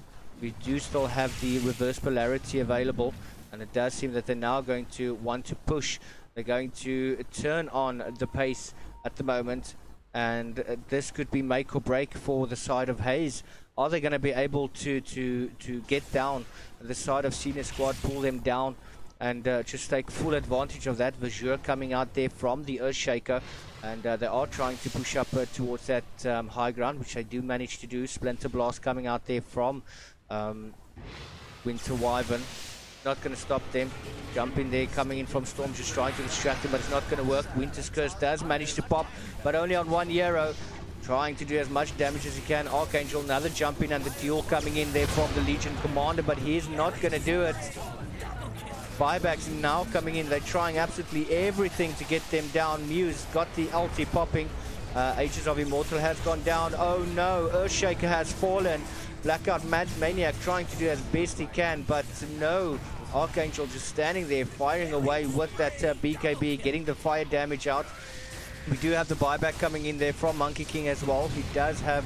Oh! No! Look at that! Oh! The damage! Absolutely insane. Wow. And Senior Squad actually managed to defend it.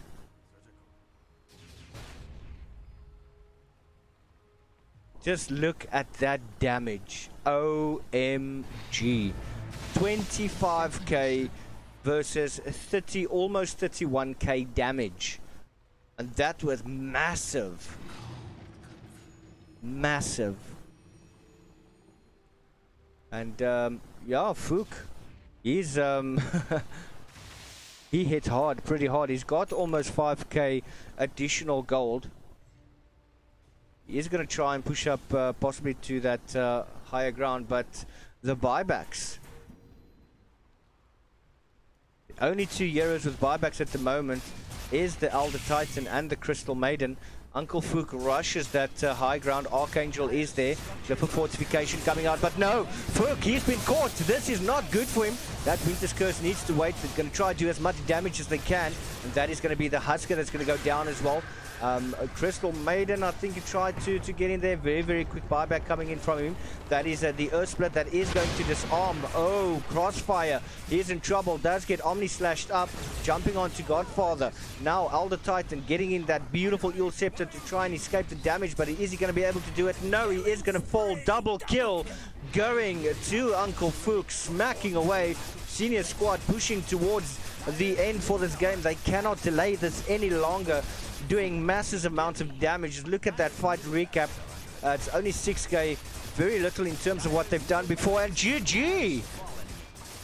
Game number 1 going to Senior Squad. Absolutely beautifully played. And wow, what a game. And I think we're going to hand it back to our panel. And thank you very much for joining. Don't go anywhere. We will be back shortly.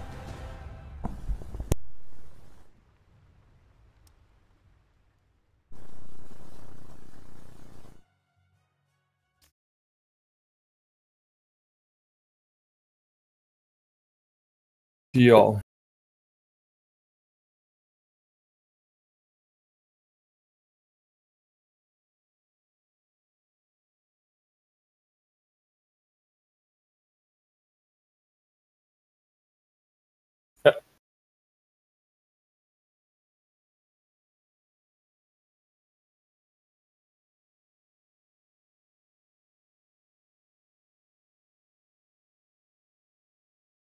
Oh, now I thought I was a bit scared there when I saw that Monkey King building a Radiance first item. I'm like, what are you doing? Man. But yeah, fortunately, I think he went to pick up his S and Y and didn't finish that Radiance, because I was like, what is a monkey going to do with the Radiance?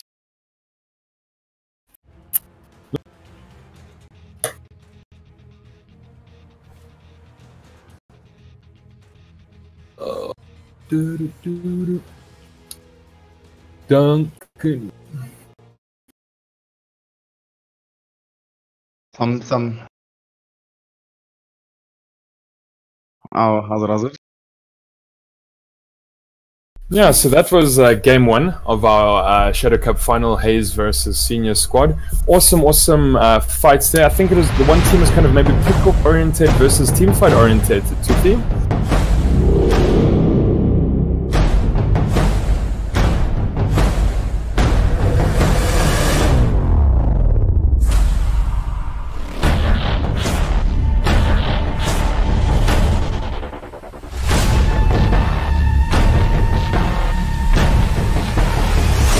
Also your net worth and experience started off fairly equal up to about 10 minutes, even with the Storm struggling very hard in mid. But that's when the experience dipping towards Haze's favor, but the net worth was still climbing up for Senior Squad. That early net worth was what got it up. We saw a big dip at about 30 minutes into the game and dropped down all the way up to almost, say, 17,000 there, 15,000 just in net worth. And then that's the point in time where we saw Senior Squad coming in, turning it around and taking it down. Now it looked like Haze were about to, in fact, win this first game, and they were, rushing for the throne. And then all of a sudden, huge 4-man wipe, and that was Haze gone. Yeah, no, definitely very, very well played. It does look like we do have the Tura back here with you and Peter, so I will leave it to you guys. Thank you, guys. Right, what an interesting game. And this, ladies and gentlemen, both teams, crazy game with Dotamas. What do you have to say about that game? Man, it was huge. As I was just saying to Tuthi right now, Haze were about to win this game. They were running to throne, and then all of a sudden, huge team fight, and there were 4 men down, and Senior Squad ran up mid to take them out. Kind of one fight in the complete 180-degree turn right there. I actually thought it was in the back for Haze at a stage. I thought, okay, this is it. You have your Ascos just completely man fighting the entire lineup. Monkey King's doing so much damage. You got your supports in the backline doing so much.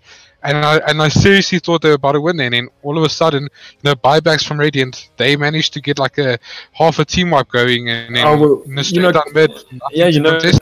Yeah, Cancel, I didn't want you to gloat too much. Haze were almost winning that. I was about to rub it in your face, but man, I gotta be a nicer person than that. No, it was huge. Monkey King empowered by Magnus. He had a BKB. There were huge fights. Yet on the other side, the Legion Commander had the plus 40 bonus, and she wrecked. Had over plus 300 damage on that Legion Commander. It was crazy, though. I mean, that's our game one, guys. That's our game one. This is a best of 5, and that is our game one. I mean, what a way to kick off the day. Does it get higher than this? Is this, or did we almost peak in game one? We might have hit a peak. I don't know. These teams have been so, what's the word for it? When you can't, you can't really, you don't really know what to expect from them. Yeah, game one was just so good. You're lost for words, Cancel. I am. Definitely. That's the kind of talent we have here at the moment. Interested to see what's going to happen game 2. I mean, I want to see, is the drafting going to change? You know, that's the biggest thing for me right now. Do you go in with a different mindset? You know, Haze, do they go in with a different mindset, or do they say, you know what, that was our game, we threw it away? Yeah, no, I think there are going to be a couple respect bands coming out there. Maybe they're going to kill the Legion, the High Score, maybe the Monkey King. But I think, folks, let's take a 5-minute break very quickly. Don't leave your TVs, don't leave your computer screens and laptop screens, and we're going to come back for Game 2 very shortly. All right, coming back soon.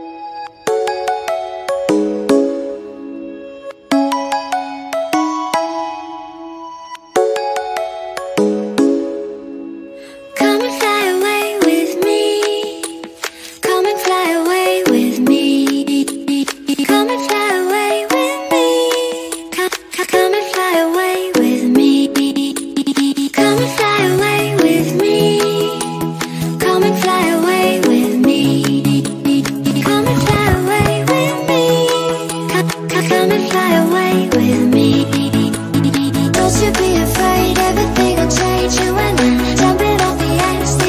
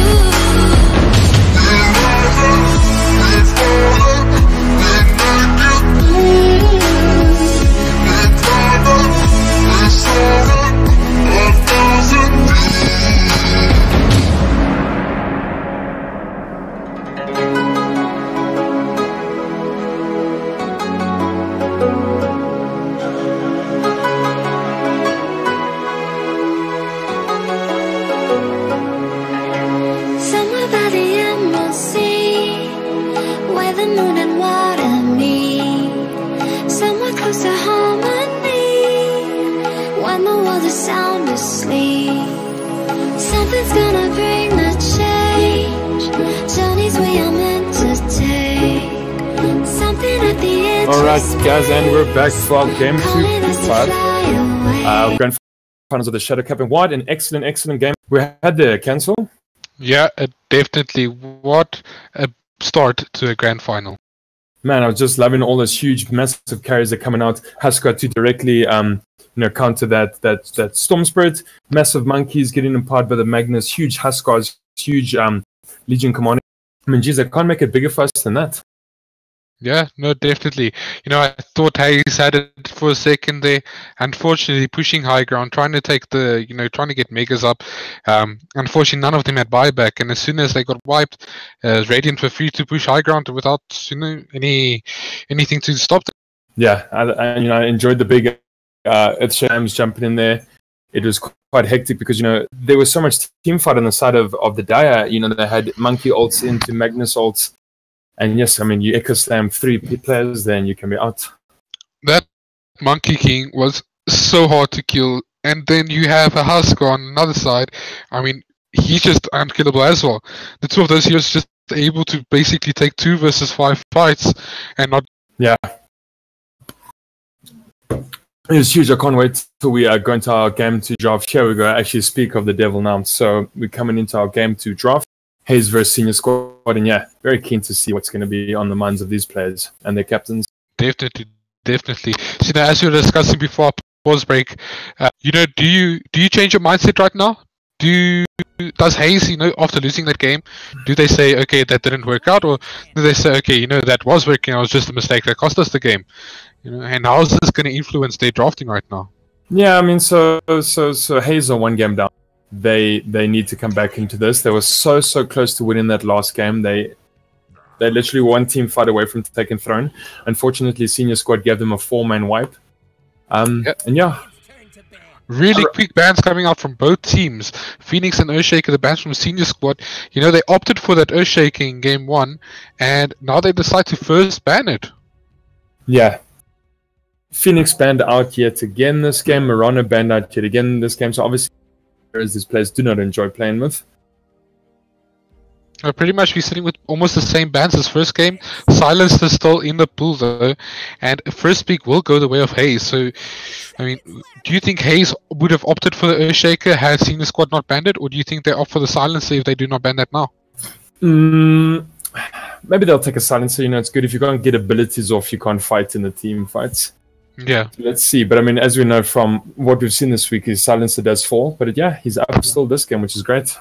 So pretty obvious from game 1, both teams opted for a team fight draft. No one really going for split push. Husker doesn't do much against stars, but he does a lot against heroes. Same with Monkey King, same with the Magnus. Those 3 heroes just together, such good team fighting heroes. You've got all the Titan on the back line, throwing out spurs, getting storms off, and then on top of all of that, you've got a Crystal Maiden, frostbiting heroes, providing some mana, and having some big ultis. Yeah. So Tiny's out. There's Silencer's out. So unfortunately, he is a goner.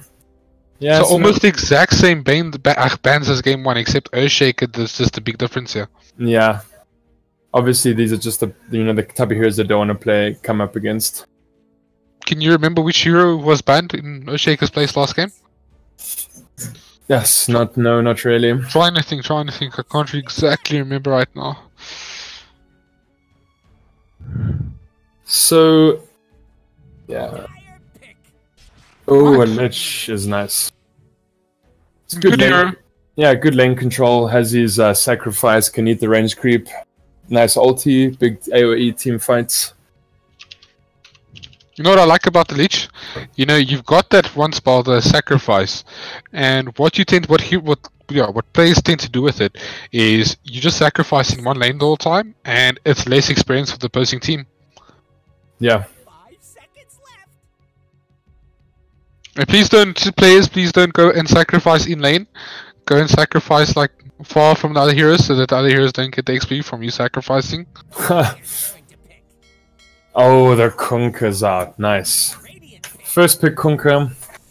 First pick Shadow Shaman. Great 2 picks there as well.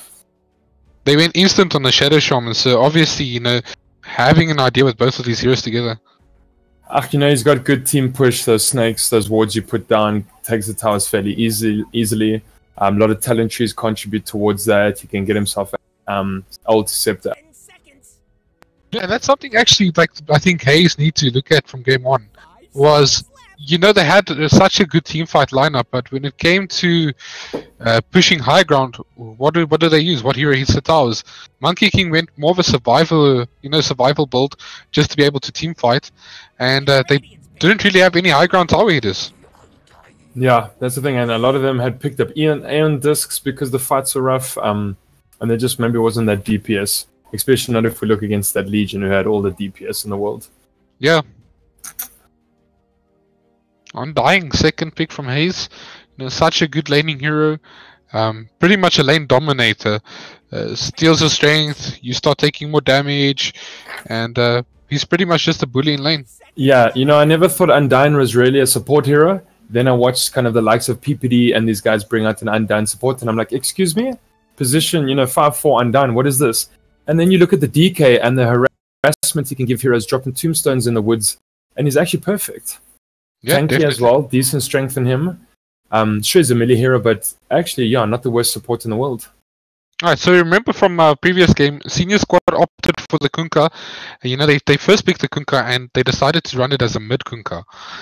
Do you think they do that this game, or do you think they switch it up and put it as a pos 4? Well, I think we saw Blackheart Maniac play a really good Kunkka that game. And yeah, you know, we're kind of in the meta where if you want the core you want, you better pick him fast and kind of just, you know, ban accordingly for his counters.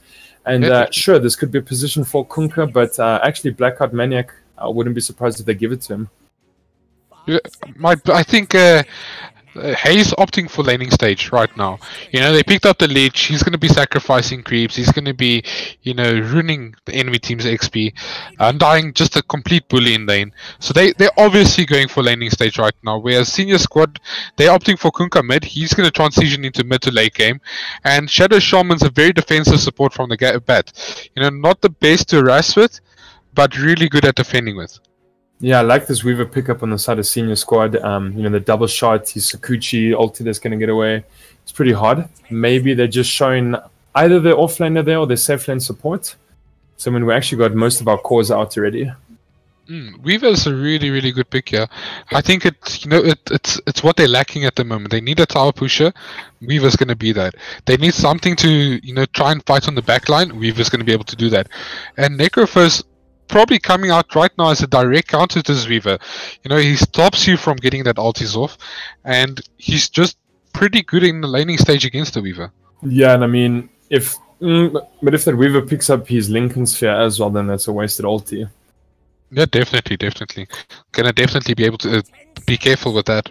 And that's very natural for the Weaver, you know, they generally will pick up a Lincoln Sphere.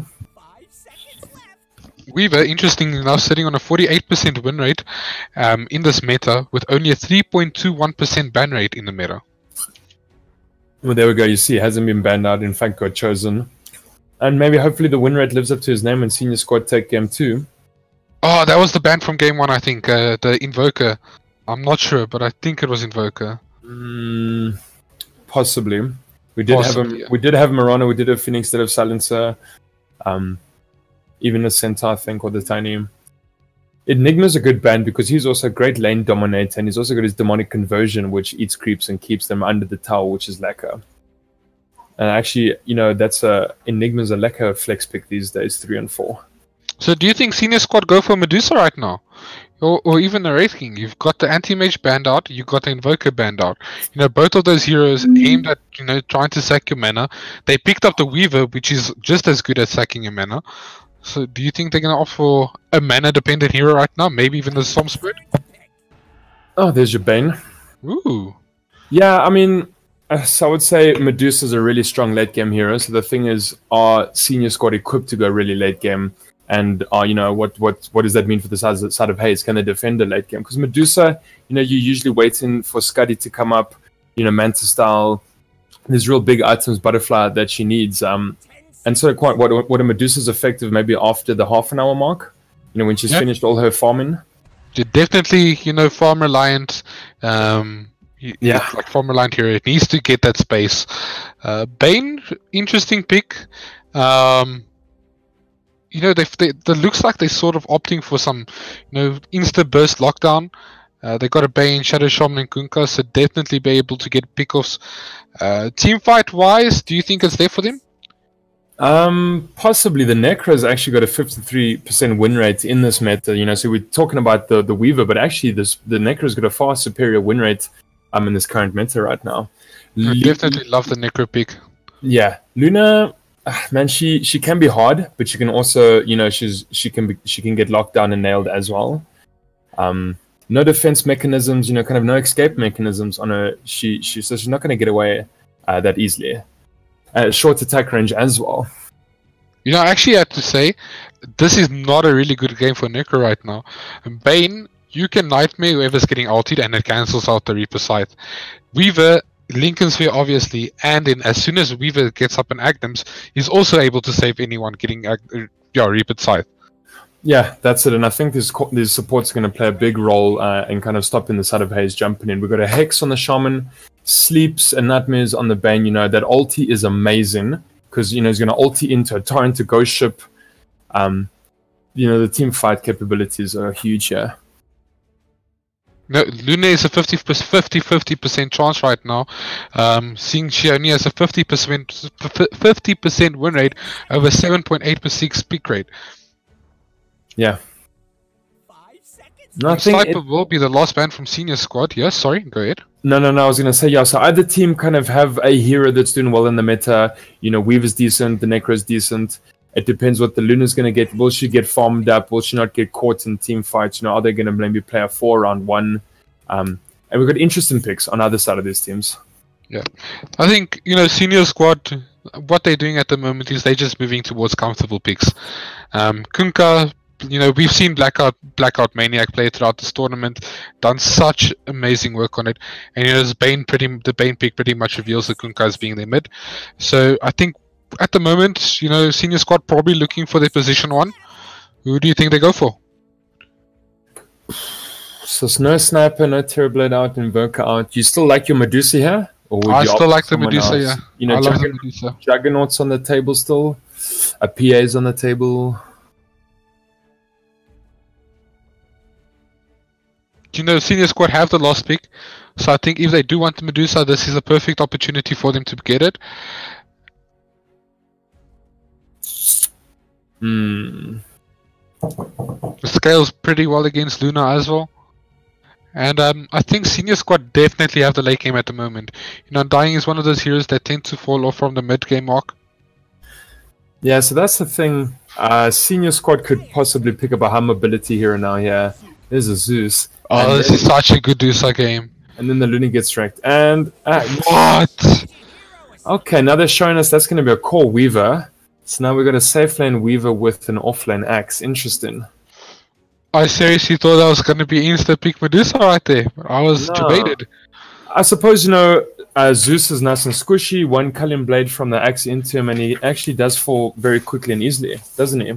Only problem is, you know, Zeus is pretty good at range and keeping heroes at bay. You know, he's probably going to be cancelling out most of these blinks from Penis. So, interested to see how Penis plays it. If he plays it well, he'll be able to get the jump. If not, he's never going to get a jump.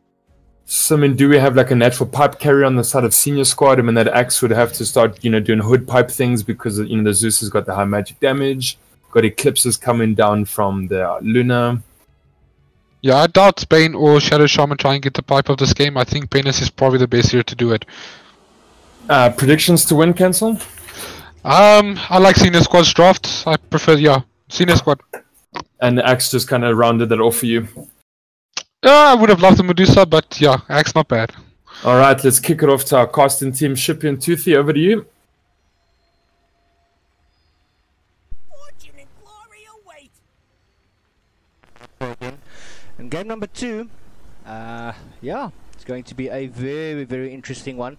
Looking at Haze quickly, Lich being played by Crossfire, Undying by Equinox. We do have Necrophos being played by Godfather, then Luna by Archangel, and then we've got Muse playing the Zeus.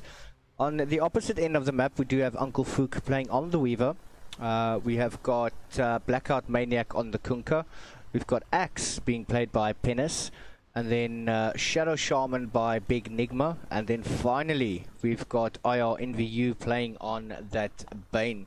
We've already got a nice little award here that does show the position of any teams, you know, just trying to get into the bush at this position here, and it definitely provides them a lot of vision. Crossfire is definitely gonna take a bit of damage there.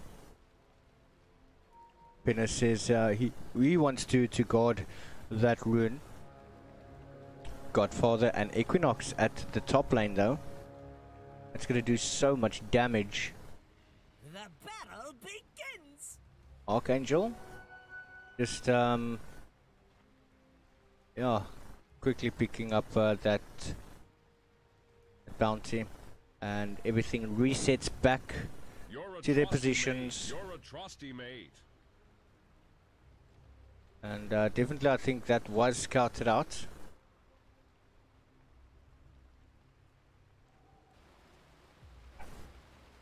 Equinox starting with quite a bit of utility items there.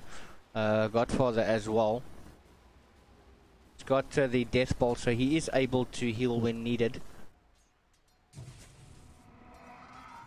That battle hunger coming out, already starting to do some damage. Axe has to do a lot of denying to ensure that the battle hunger does full damage.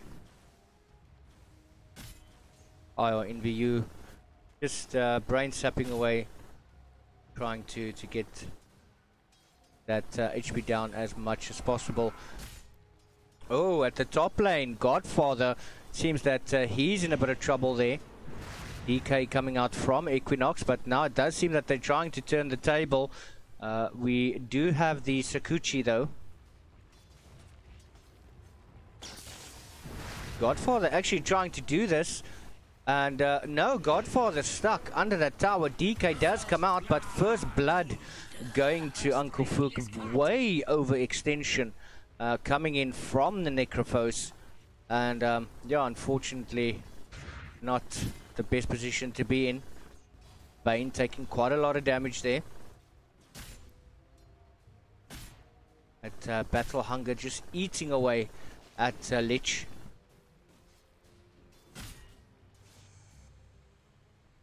Muse taking quite a bit of damage here from Black Magic. He does have the Tidebringer. Oh, and the Torrent actually lands.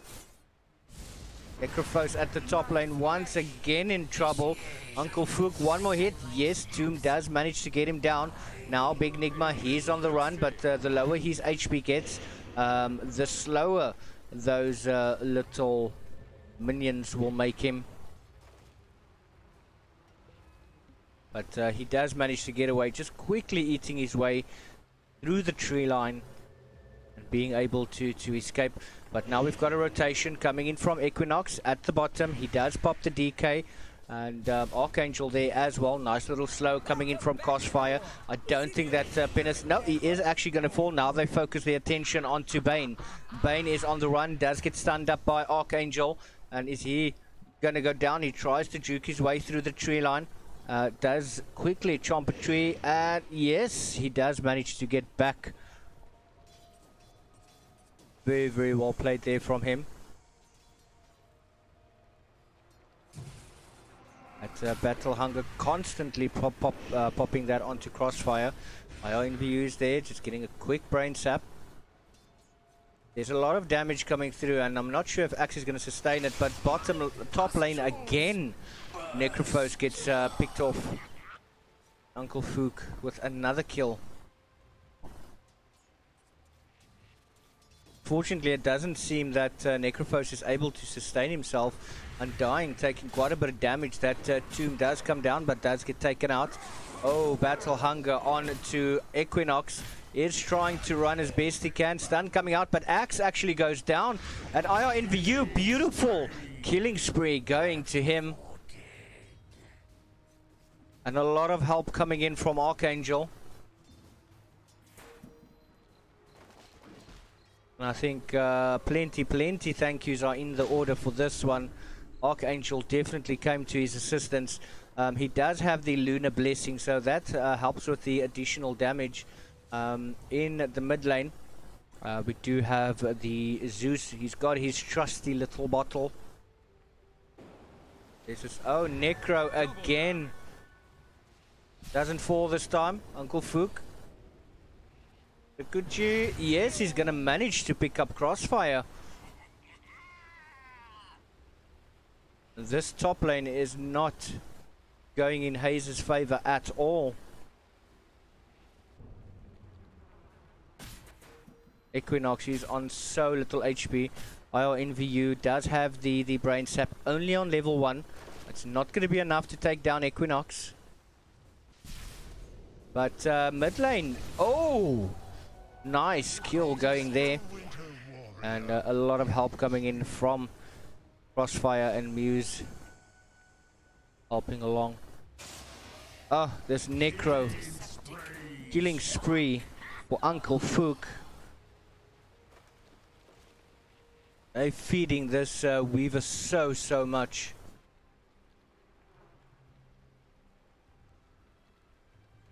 Having a quick look, he's got 1.4k gold in the back pocket. He has just picked up an item. That's the power treads. Gonna switch that to agility. You have Zeus and Kunkka on level 6. Equinox, he's got to be careful. Zeus does not have near enough mana for that ulti to come through. That battle hunger doing so much damage. DK coming out again. I think that one actually missed. Uncle Fook at the top lane, but Equinox popping down that tomb. Archangel trying to smack away. The tomb does go down, and ulti coming in from Zeus.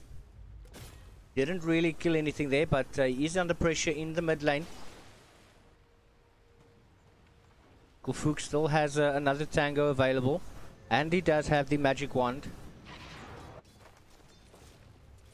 It really does seem that they want to take on the mid lane. Zeus is such low HP, but he is standing underneath the tower.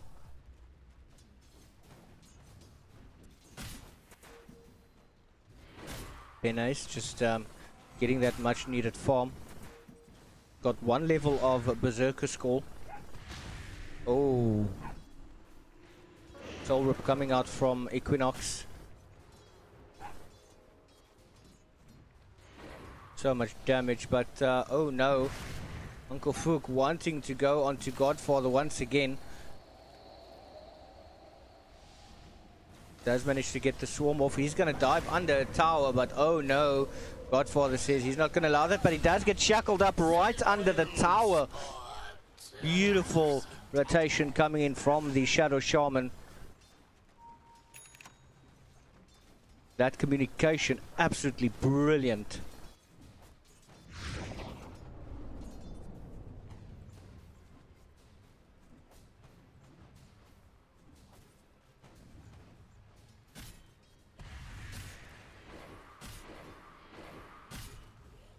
And Axe is going to get a hell of a lot of farm. Look at that. Absolutely beautiful. Oh, mid lane. Zeus is in trouble. He's going to go down, but Leech is there. Kunkka's going to try and juke his way through the tree line. Does Leech, yes, he does have a slow, but the torrent does land. Is he going to be able to get it off? TP right at the top. Leech should have just given chase one more second, and that would have been a completely different story. Necrophos is completely cancelled out in this game. Uncle Fook is doing exceptionally well. He's got 1.1 in the wallet. Soul Rip's coming out.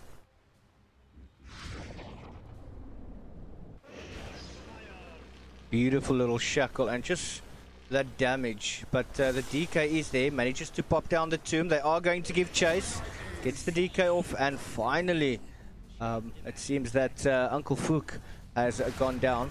Ooh, Godfather sneakily running up to Shadow Shaman and very quickly popping that death pulse. But in the bot lane, Archangel might be in a bit of trouble here. He is alone in the lane at the moment. Kunkka running, bottling a regeneration. He does have the ghost ship available, working his way towards that Crystallis. X marks the spot, as well as the torrent, and the ship is available as well.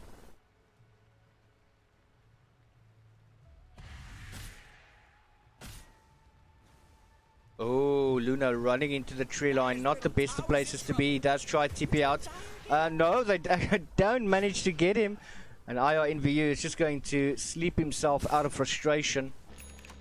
But Lich and Necros at the top lane. That Fook is doing so well. Oh, but he managed to Shakuchi just as Zeus popped that ulti. And in the inverse state, he's not going to be able to do any damage. Uncle Fook is there. He's managed to get quite a bit of damage going. As Regent as well. Archangel is still in the mix. Uncle Fook still giving chase. He's got a lot of creeps there. Swarm coming out. He does miss.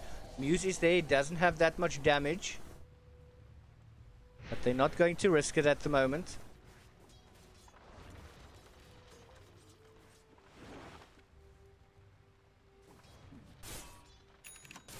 Beautiful play coming out.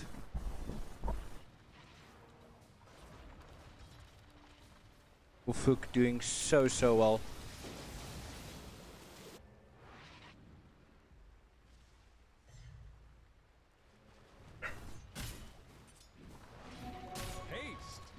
Penis is now switched over to top. But in mid, Kunkka, he's in the world of trouble here. He does have the haste rune, so he's going to be able to escape. IO in VU getting Godfather down. Beautiful little shackle. That's going to be crossfire as well. Uncle Fook has got the Dragon Lance up. So that's an additional range coming his way. And he's going to be happy with that. I mean, he's doing quite a bit of damage at the moment already.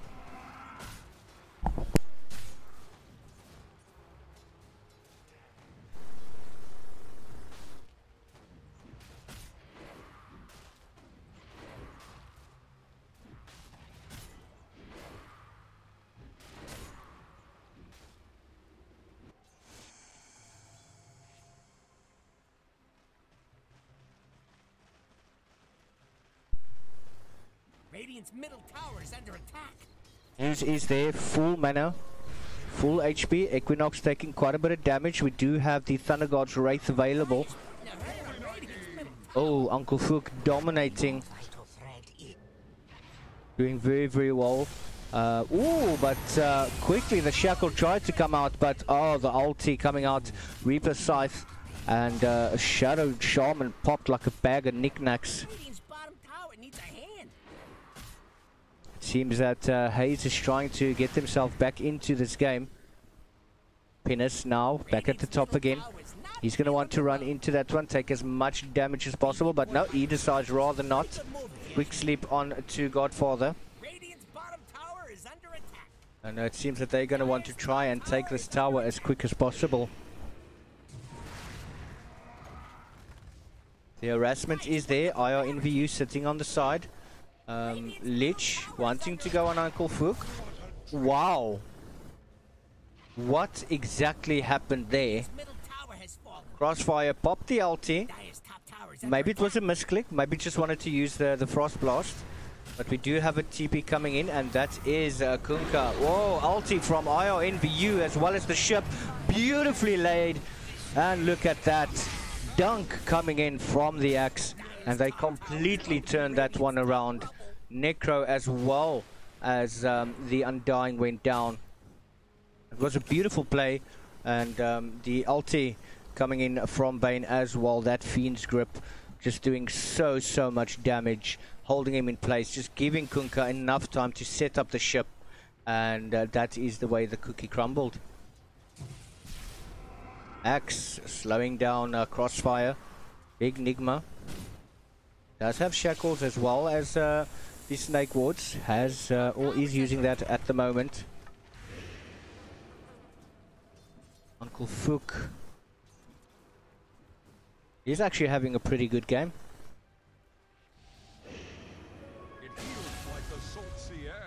Oh, Big Nigma has gone down to Muse. Oh, Godfather in so much trouble. Another dunk going to Axe.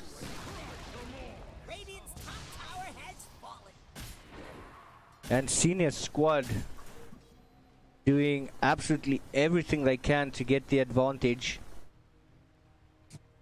Fook switching over there to the bottom lane at a very successful top, doing the same at the bottom lane.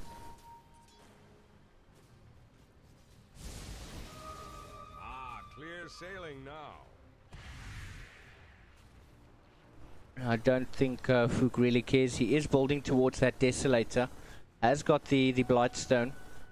Just needs another 1,600 more. But in the mid lane, Blackout Magic trying to get... Oh! They managed to catch him. Kunkka is going to go down, and Zeus.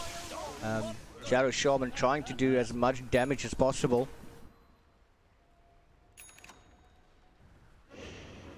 Axe does get the 2 morph. IO in VU, quick little sleep, trying to do as much damage as they can. Archangel does have the ulti available, now not anymore. Use that on a Lucent Beam. So the mana did run out. Bane just sitting on the sideline, trying to avoid as much damage as possible.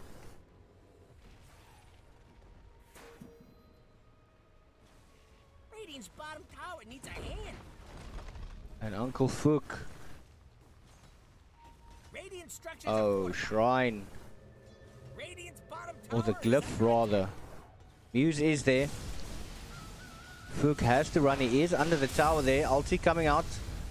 Still not enough to get him down. Tower is going to fall.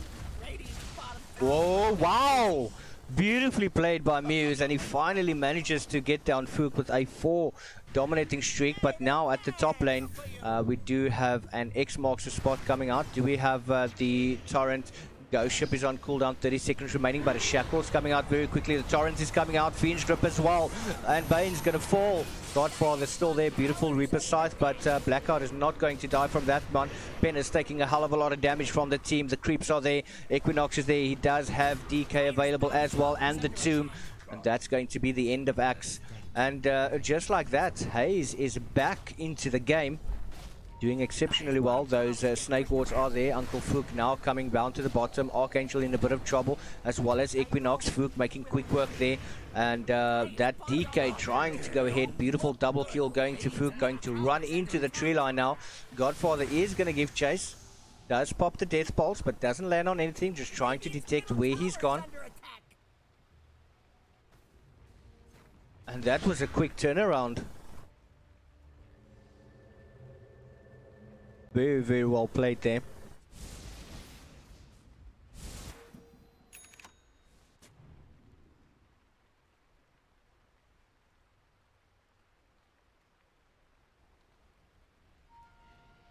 Nice vision in that region.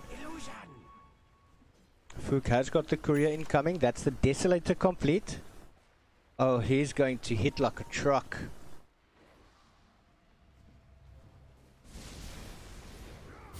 Blackout Magic is there. Pops X marks a spot with the Torrent. Lands the boat. And Muse taking so much damage, but no follow-up coming in from the Kunkka. Oh, and Invis from Penis. Do we have a Sentry Ward? Definitely does not seem so. But just look at the vision that Senior Squad has on this map. Absolutely beautiful.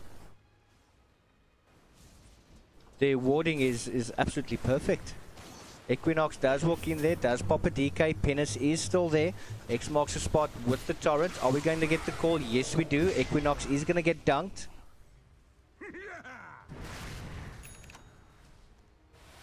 Godfather needs that Heartstopper aura. I think he's spraying it for to do so much damage. Does get called back. Beautiful blink in there from the Axe. All is on cooldown. Fiend Script coming in. And the damage is real. Beautiful ulti coming out there from Luna, but is that going to be enough? Yes, they almost managed to... Oh!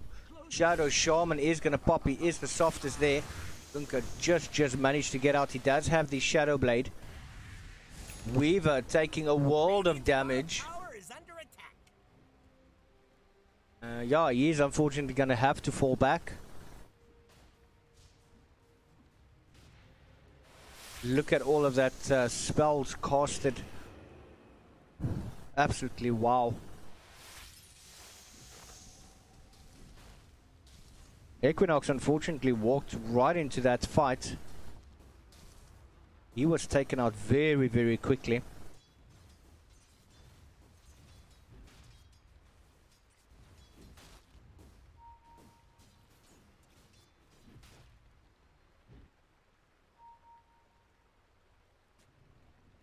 But yeah, it's pretty much still an open game. There's no clear set winner for this match as yet.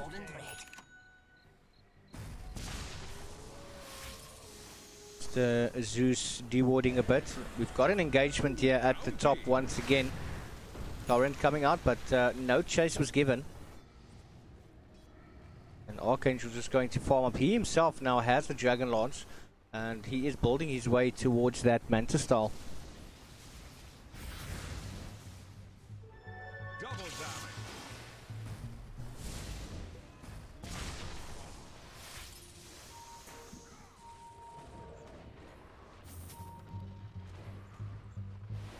Kunka just using X marks the spot.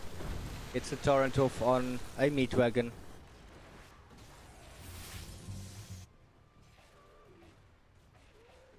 Uncle Fook building towards that BKB. He's going to become a nightmare for the side of Haze. IRNVU playing absolutely beautiful, picking his spots. His positioning is absolutely beautiful. And yeah, there's nothing I can say in regards to Vayne. He's playing that Euro to perfection, picking his spots where he wants to finish grip. But now Equinox, Godfather, Crossfire, all moving towards the bottom lane. Swarm coming in though, they have been spotted out. And he's just going to back away. But now we've got the Kunka as well as the Shaman. Shaman I think does, no he doesn't, yes he does have the Snake Wards available. Just pops that down very, very quickly. Engagement on to Lich. Torrent coming out. Oh, look at that damage.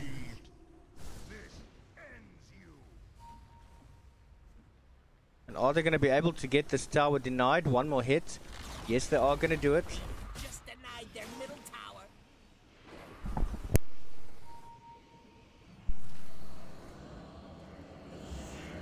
tower. Oh, Godfather, Fiend's gripped up. That is the ship coming through. Necro, he pops. And just look at this. Senior squad walking seemingly all over the side of Haze right now. They've got the confidence. That first game boosted them so much. That DK is not really affecting them at all. But the Tomb certainly does. It does put them on the run. Axe is still there. He's not going to be able to blink away. Now he should be able to use that blink. Illusion.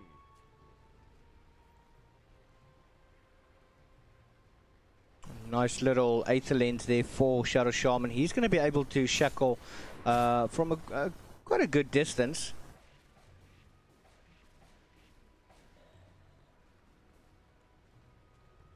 Uncle Fook almost got that BKB. I'm assuming they're going to step things up. The dewarding is starting now. Trying to get rid of all of that vision that Senior Squad has available to them.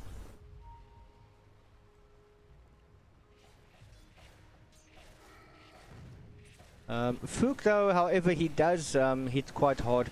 He is still squishy, but that Sakushi helping him so much. Godfather has got the mechanism up as well. Just look at these sentries coming out absolutely everywhere.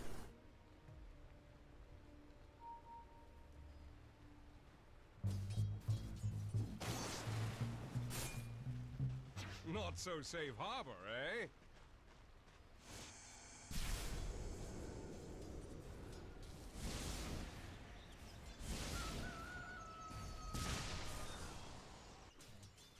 Fook at the bottom lane again.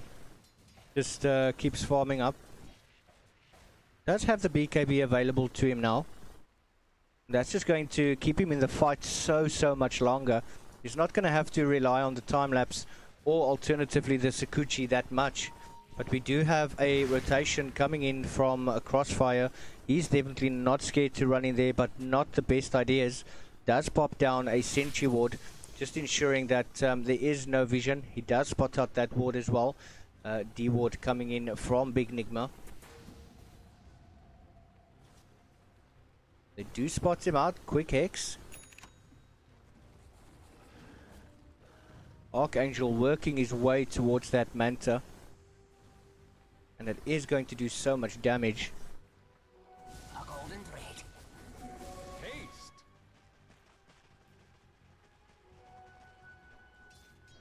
Aetherlin's in the books for Bane. He's also going to want to get a better position to actually get those ultis off.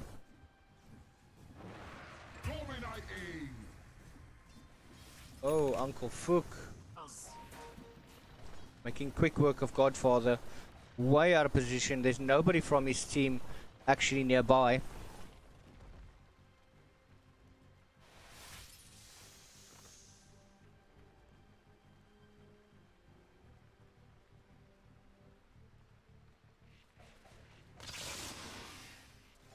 That's a BKB is going to be so important. Crossfire. I think he definitely made a mistake there calling the creeps. He is spotted out, but look at that damage being popped down. Hex coming through. We do have the torrent. There's the ghost ship. This is going to go awry. That Shackle Archangel trying to beat the living daylights out of Axe, but it's not going to work. He does pop the Manta style, and he is going to fall as well. Look at that damage coming through there. They are going to manage to take that tower, but it does feel they have the confidence to actually push uphill. They don't have that much creeps available though. Zeus is there, Godfather. Do pop that snake wards down, and it looks like they're going to want to make quick work of this one. Whoa, beautiful blink and call coming in from Penance. And just look at that damage. So much. Torrent actually lands, and they are going to manage to get this tower down. The Glyph of Fortification is coming out, but the vision from that tower is not going to help them that much anymore. Ghost Ship once again coming through, but lands onto Axe. But, oh, look at Axe taking so much damage. He's going to fall down, setting the side of Cena's squad back. Shadow Shaman, he's finding himself in a bad situation. And he does fall. But I can't help getting the sense that it might be too little too late. The damage has already been done. Just beautiful, everything being thrown.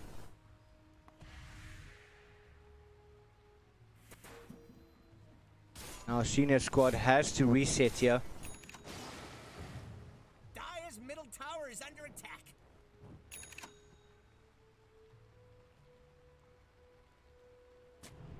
Leech just popping down those wards, trying to get vision.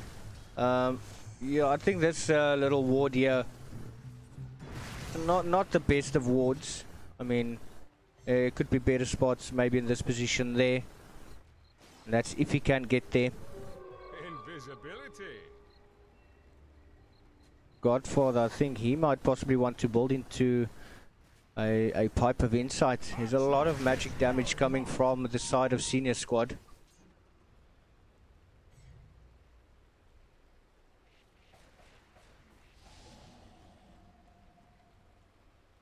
Big Nick has bought the infused raindrops.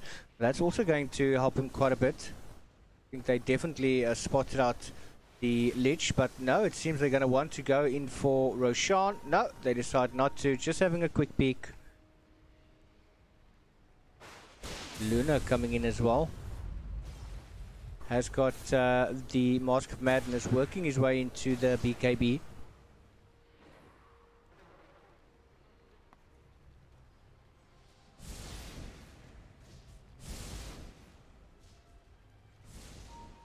Blackout Magic just rolling around. now setting their sights towards that top tower. Bane is also there. He's definitely been spotted out in a nice little ward. Radiant's top tower is under attack. Everyone is there. They can see them. They know exactly what's happening. Are they going to want to fight it? Are they going to back it? It does seem that they are backing for the moment. Radiant's top shrine is under attack. That vision has been taken away. Radiant's top shrine is under attack. Radiant's top shrine has fallen. That's what it gets being so far away. And Grandpa Roshan. Radiant are scanning for enemies. Oh, big KFC over there. 21 bucket. Just look at this damage coming out from Uncle Fook.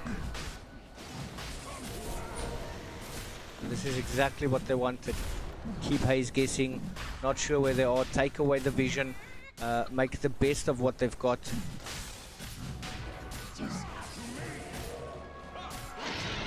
Ages of Immortal going to Fook. This is a dangerous position for Haze to be in right now.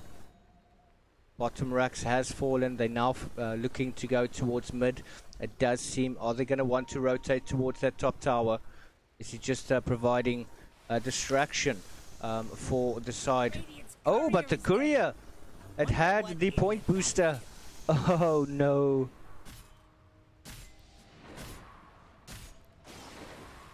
Very quickly scouted out.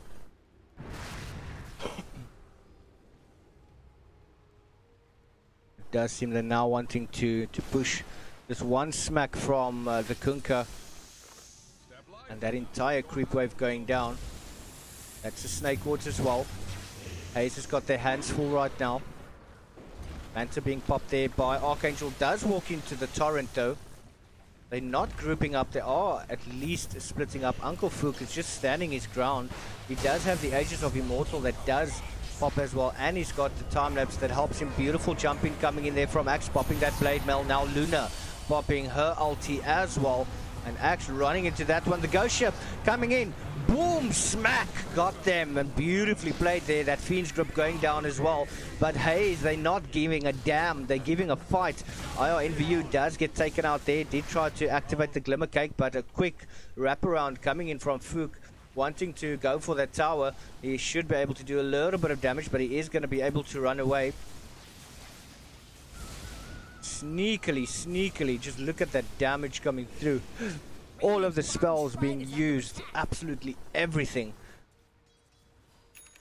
Damage wasn't that great as in the game number 1, which we saw masses and masses amounts of damage coming through. I think the most we had there was about 30k. That was absolutely phenomenal.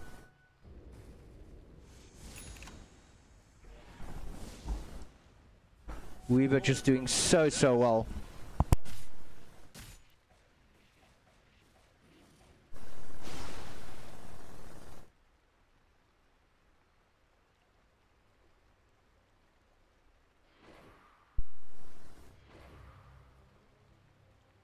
Just picked up some crit.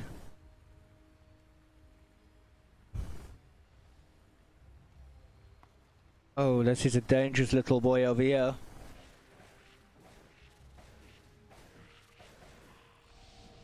A lot of damage coming through. That's the Crystallis coming in for Weaver.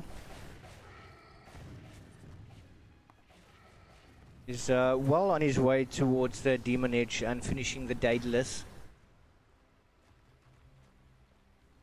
Are they going to want to push forward?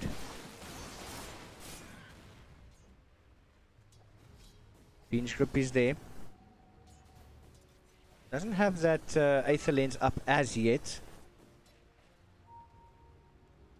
Godfather needs to be very careful. He does not want to be caught out of position. It is going to put Haze at a massive disadvantage.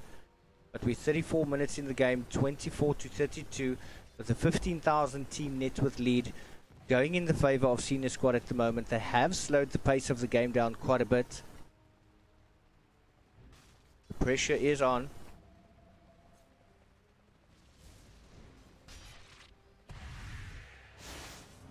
Quick time lapse. Just the Nimbus from Zeus being wasted. It does have quite a short cooldown though, only like about 35 seconds.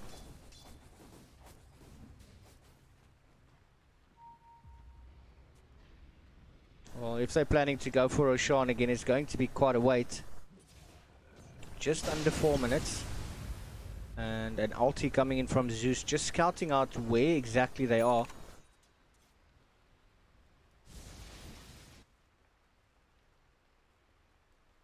Zeus does have enough for the Demon Edge. Or should I rather say Fook on the Weaver. Does have buyback available, but if he is going to buy that item right now, and he does go down, he doesn't have buyback. And yeah, I'm possibly thinking he might want to save up for it.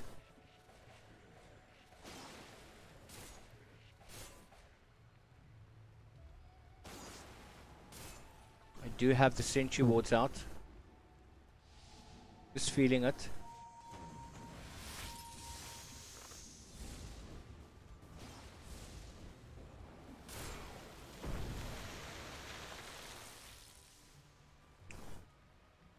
Let's complete on the Kunkka.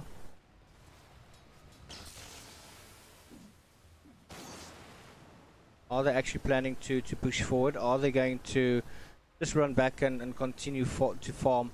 I mean, Haze is losing out on so much XP at the moment, whereas Senior Squad is thriving from the gold that they are getting. And we've already got a Fook on almost 20k again. It heals like the salt sea air. And could this be the battle? Two fights at two different points, but the ghost ship coming in as well as the Fiend Script. The ghost ship lands, Axe jumping in a beautiful call. We do have Undying that's there, has popped down that tomb as well as the Snake Wards, but Leech and Necro has paid. Ulti coming in from the Zeus, is that going to be enough to get them down?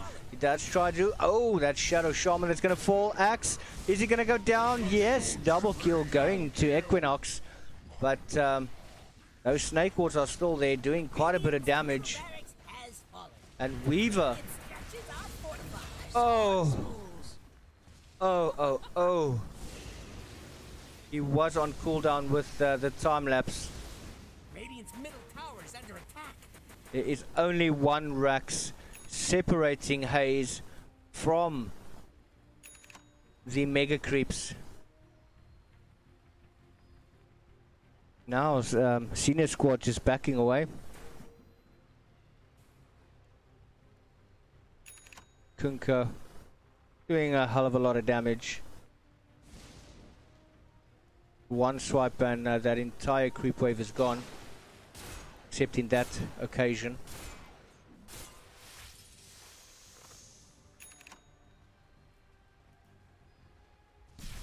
Are doing so well in this game. 20,000 team net worth lead, only 37 minutes in the game, 27 to 34.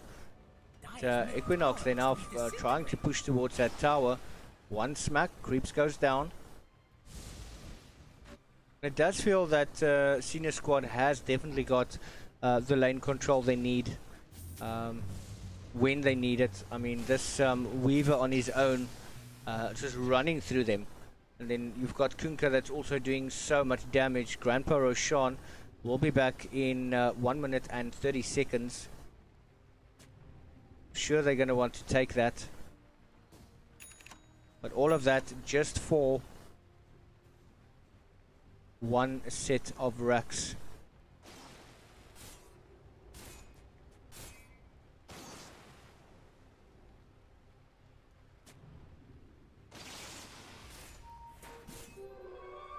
Clean water. And this could be a massive fight going to brew down. They want to go for this Rax. It doesn't seem that they're going to go for the Roshan after all.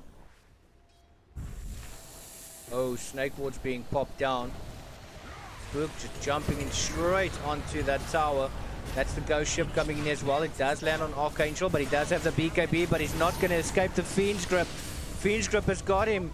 Bam, smack. Equinox, he's on the run, does get the tombstone to activate, but this is going to be the end for the team of Haze. They still have a match to win. They are unfortunately not going to make the second game. They're not going to make a comeback, which means that Senior Squad only has one more game to win. But this comeback I don't think is going to be enough. There's just too much creeps coming through. And the damage that Undying is taken. Blackout's coming in again, does get X marks the spot. Ghost Ship, boom, with the blade mail. Oh, is he going to be able to take it down? Soul Rip coming through, but no. Blackout, he's got to run. He's got those little minions crawling on the Muse. A cheap shot coming in from him, but he doesn't care. That's definitely just going to get rid of them.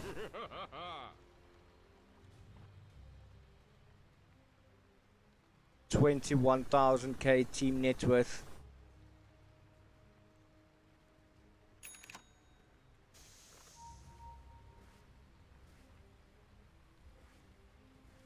The pressure is on for Haze. Can they come back from mega creeps? That is the big question. It's going to be very, very difficult for them. Archangel does do quite a bit of damage there, but yeah, he's basically Archangel doing the most damage in terms of physical. Zeus obviously with the magic, but we can't count out the Necros. They're just clearing those waves, getting as much gold as they possibly can. Do have the Glimmer Cape on the Bane as well.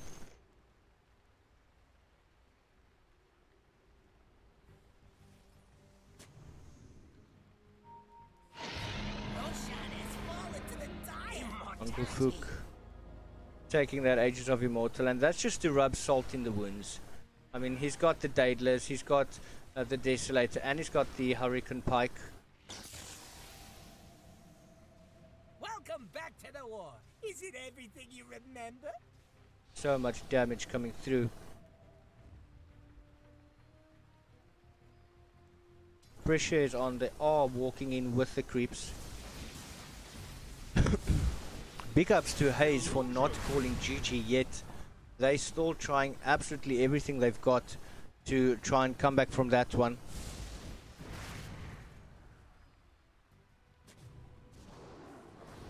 Nimbus coming out.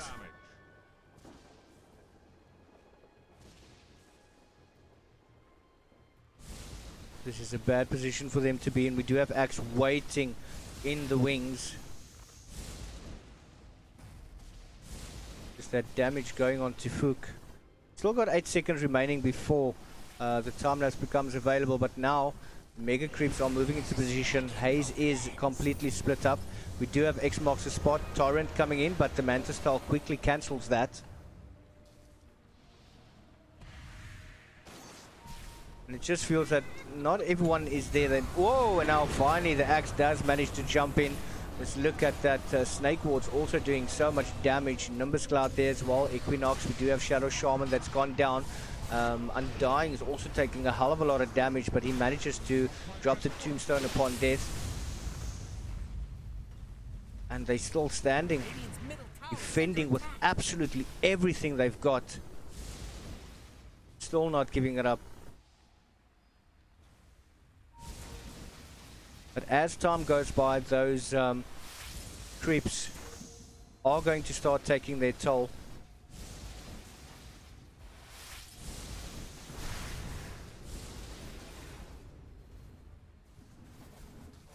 Quickly getting rid of those Snake Wards.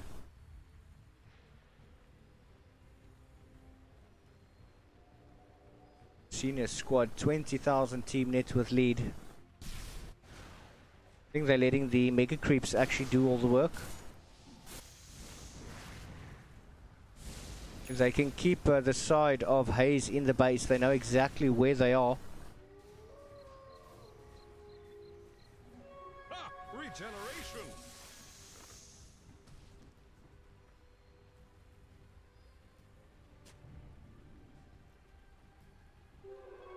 Invisibility.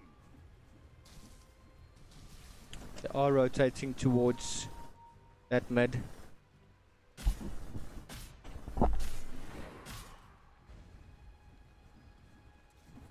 Just working their way through.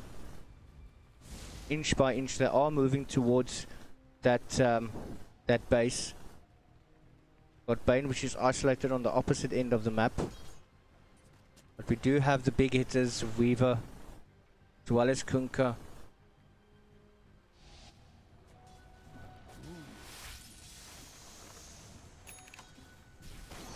Oh, a lot of damage coming out there. Trying to get uphill, does manage to get the torrent off this time.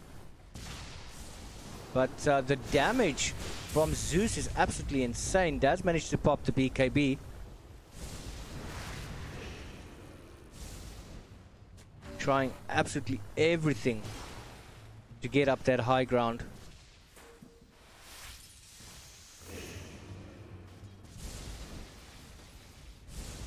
And it does seem that Haze for the moment has stopped the onslaught. Doing absolutely phenomenal. Trying to stay in the game as long as they have. But you can't stop helping getting that sense that it's futile. I mean, yes, Cena squad has backed off quite a bit, letting the creeps get in there, but that could possibly be a mistake. The amount of gold that the side of Haze, especially Luna, has picked up from these ancients, is almost caught up to the Weaver at 24k and Luna at 23k, which makes him exceptionally dangerous. Does have the Mantis style with the Hurricane Pike, trying to build his way to the Butterfly. He should actually be able to purchase the item without any hassles. But the problem is getting outside of the base to that side shop, and they are trying to block it off as much as they can. Les Luna decides to make a run for it. If he does, it could potentially mean that they are one down.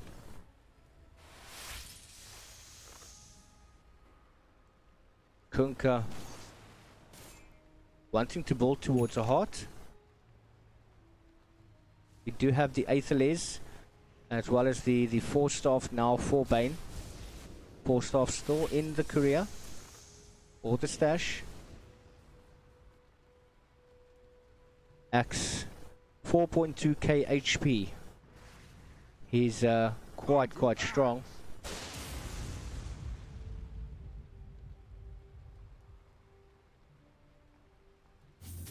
Hey, they're back! Good for you! One smack from those creeps, or from Kunkka on the creeps. It just doesn't seem that they can get in there. Haze can take the chance and push out the lane, but the question is who stays back? Who defends against those mega creeps? Haste!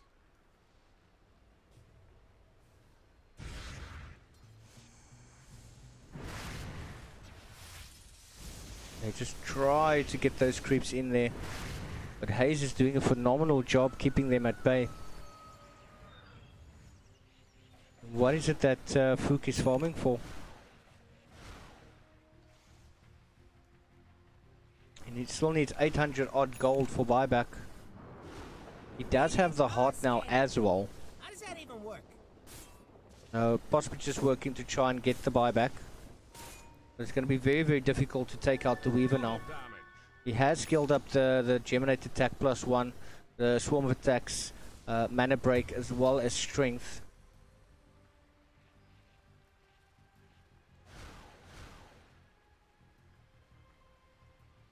Crossfire actually fell. I completely missed that.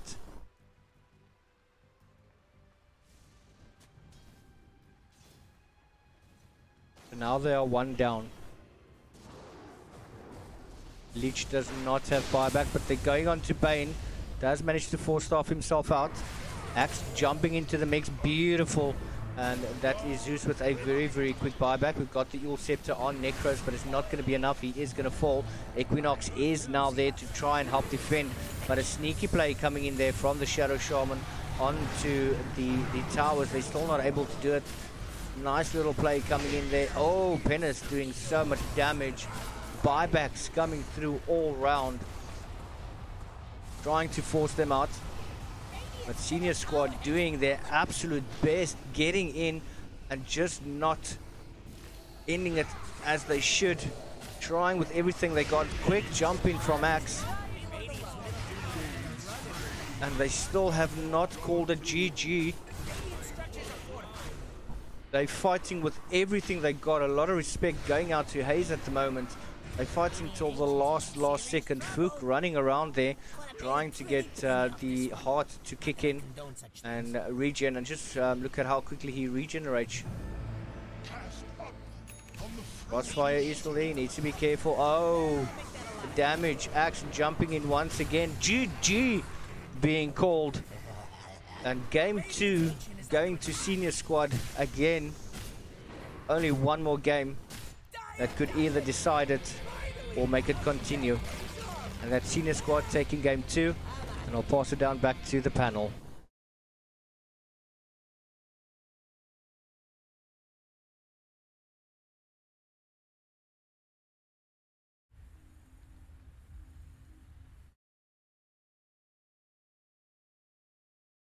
Going up and down, left and right, turn it around, and they make one hell of a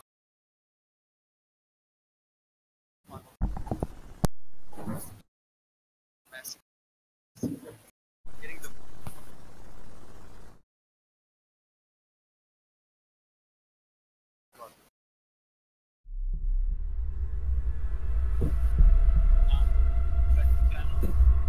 Alright, gents, thank you. Awesome. That was game number 2, man, and that was a crazy game number 2.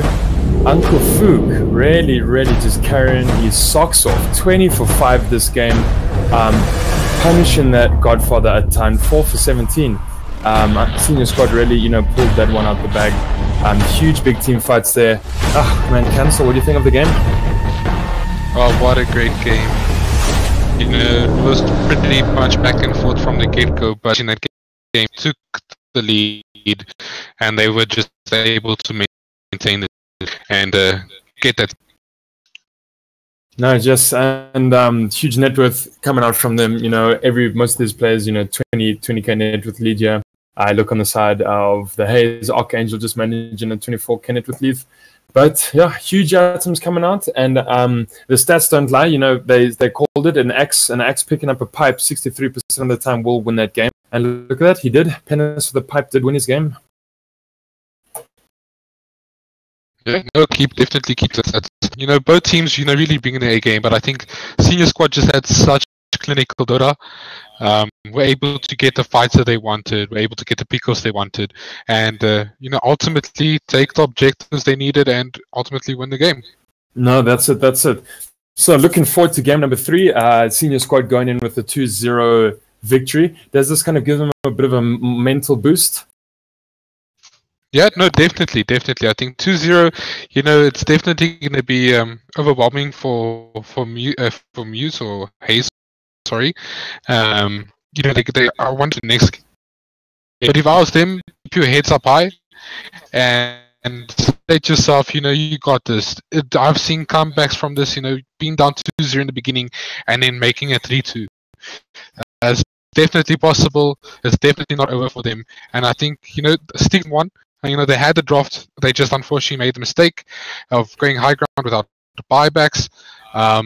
Which cost them the game, but stick to that drafting. You guys did well in the game, and I hope we see a comeback. No, definitely. Going into the 3rd game, and yeah, they're probably thinking, "Oh, this is it. Going to have to make or break it," and hopefully their drafting and kind of just here really helps them take on game 3. All right, so folks, we're going to take ourselves a short break. Just have a quick intermission. Have yourself a toilet break. Grab a cup of coffee, some popcorn. We're going to come back game 3 shortly.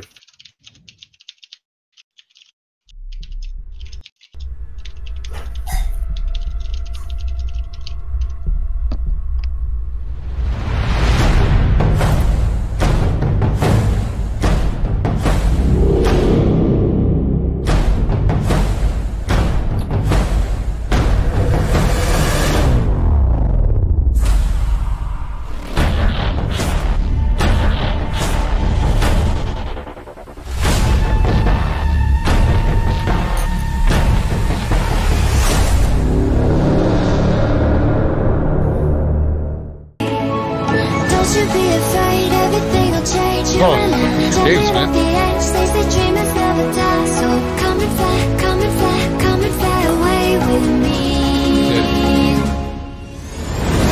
We're riding, Wait for like 15 minutes. we're making moves. We're climbing, we're soaring, 1,000 views.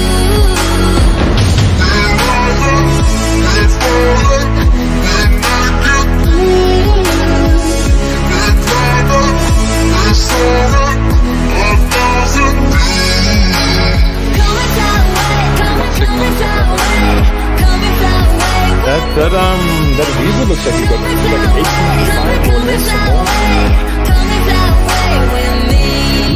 Punisher one, he's just cruising around and taking kills all over the show. I saw Necro had like 17 or 18 deaths.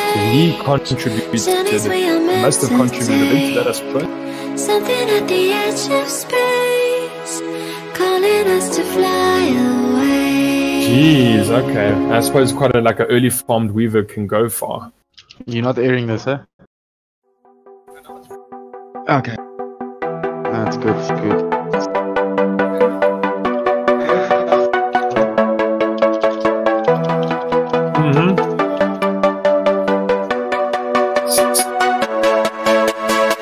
Dude, like this.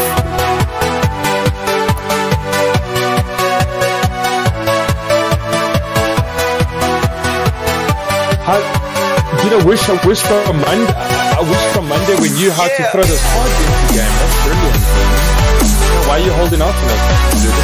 I thought you guys knew. It's been like available for like years. So fuck Duncan. So Duncan, why didn't you throw it once into a game, dude? I did last game, I did. In what you cast it?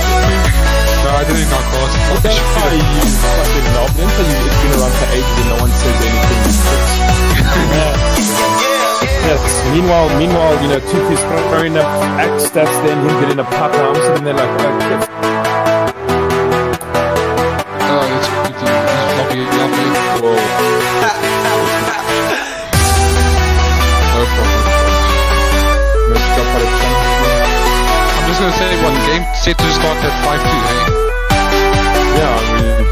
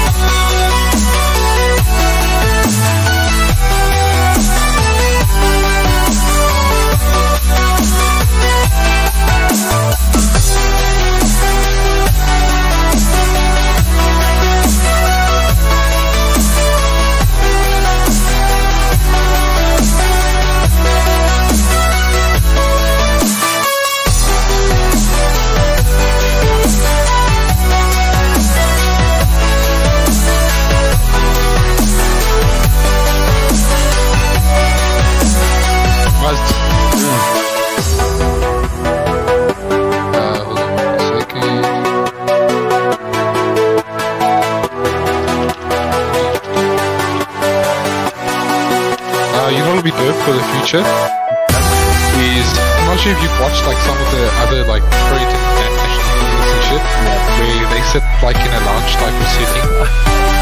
Oh, like, yeah, really great, dude. Beyond the summit would be cool. Beyond the summit very chilled like that. There's a couple couches and a few.